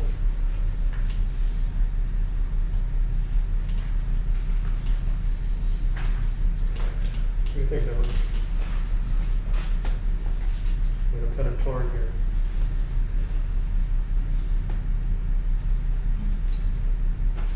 Since I can go either way, and strongly, my suggestion is to keep it simple. Again, as I said from the outset, I think this is a unique project. It has its own time limit. Yes, signs may or may not conform to city codes, but they do conform in terms of they're not oversized, so they meet several of the standards. I agree that the font is interesting. I think the signs are of quality. I mean, they're quality signs per se. So therefore, I would approve the signs as they are currently posted on the site. If that would be my recommendation going forward, which in effect denies the planning department's request. I'm of a similar mindset. I mean, I do think there are things that could be done, and so to potentially improve it. But this is you've got a unique project that has a 5-year time span. You're 2 years in, doing more design is probably not in the interest of the applicant. So I'm inclined to just move forward as is and approve the existing signage.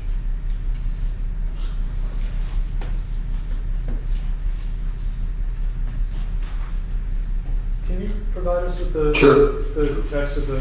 Right. The first whereas, it has, whereas an application was submitted requesting approval of a sign permit and we've struck out to require the redesign on, or redesign of. So the revised sentence, the revised whereas just reads, whereas an application was submitted requesting approval of a sign permit on the existing fence at 617 Main Street, and refers to the assessor parcel number of the CD zone. And this would be a new whereas, and it says, whereas this is a unique project in that the signage is consistent with the remaining site improvements and compatible with the signage in the downtown area. And I think that other whereas gets at it. The rest of these are pretty straightforward.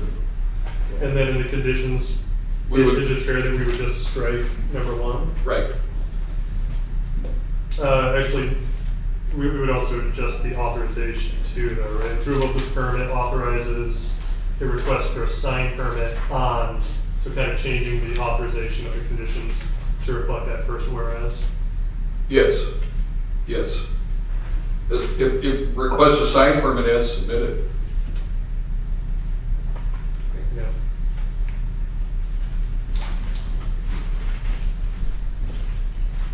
Mr. Chair, if I may, on the Exhibit B, the address is incorrect. It's listed as 617 as opposed to 601 Main. So if I could request that to be updated to the correct address. You got it. Thank you. Yeah, that's in the first whereas too, and then in the conditions. And in Exhibit A, the resolution. 601. 601.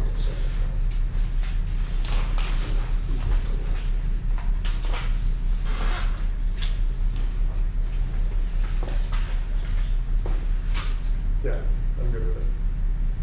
I think we have a consensus here, so. Commissioner Hernandez, you want to break the ice here? Sure, I'd like to make a motion to approve this project. Do I need to read this off? Yeah, you're good. You're good. Yeah. Okay. Based on the recommendations we've made, which is to permit the sign or provide request at PDP 08114 an application for a sign permit for fencing signs as permitted, meets the standards of signage in downtown Half Moon Bay, located in the CD Commercial Downtown Zoning District, based upon the findings and evidence contained in Exhibit A of the draft resolution and subject to conditions of approval contained in Exhibit B. Second. As revised. As revised.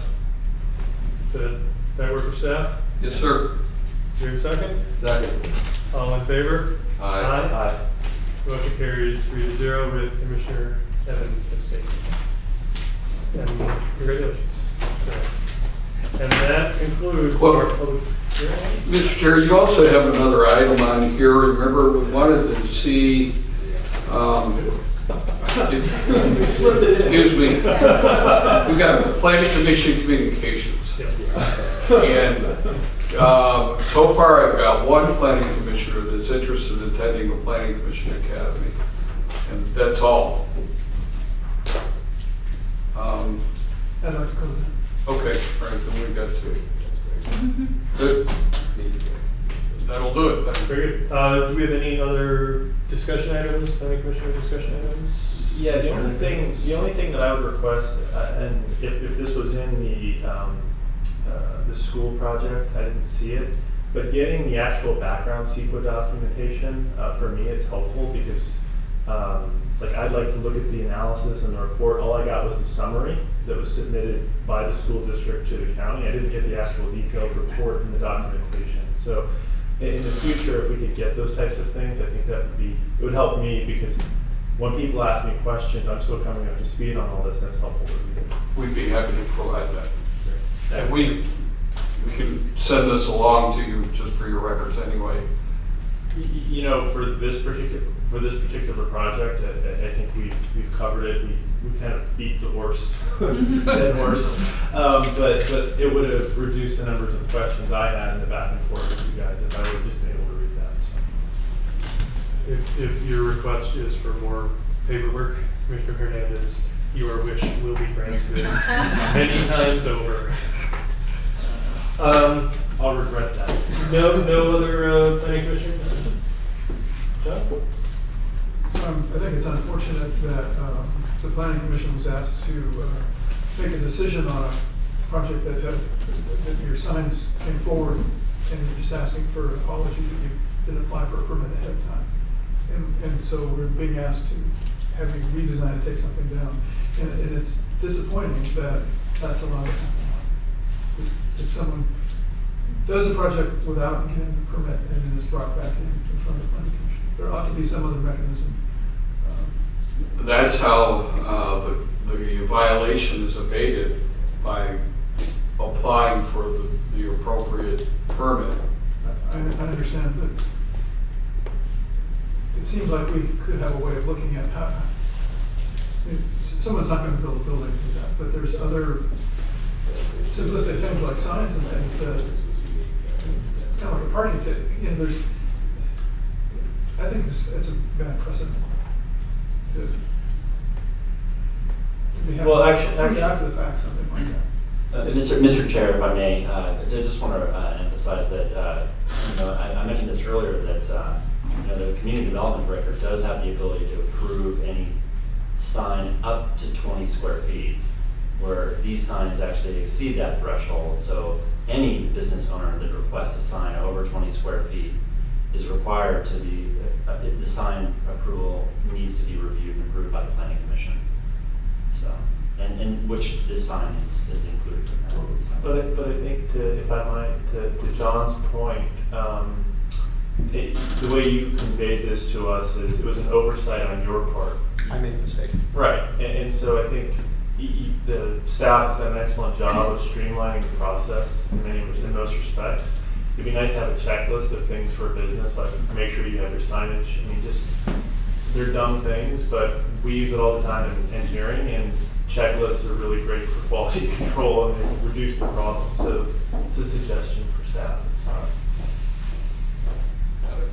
Very good. We need one more motion this evening. I hope we're good. Second? Second. All in favor? Aye.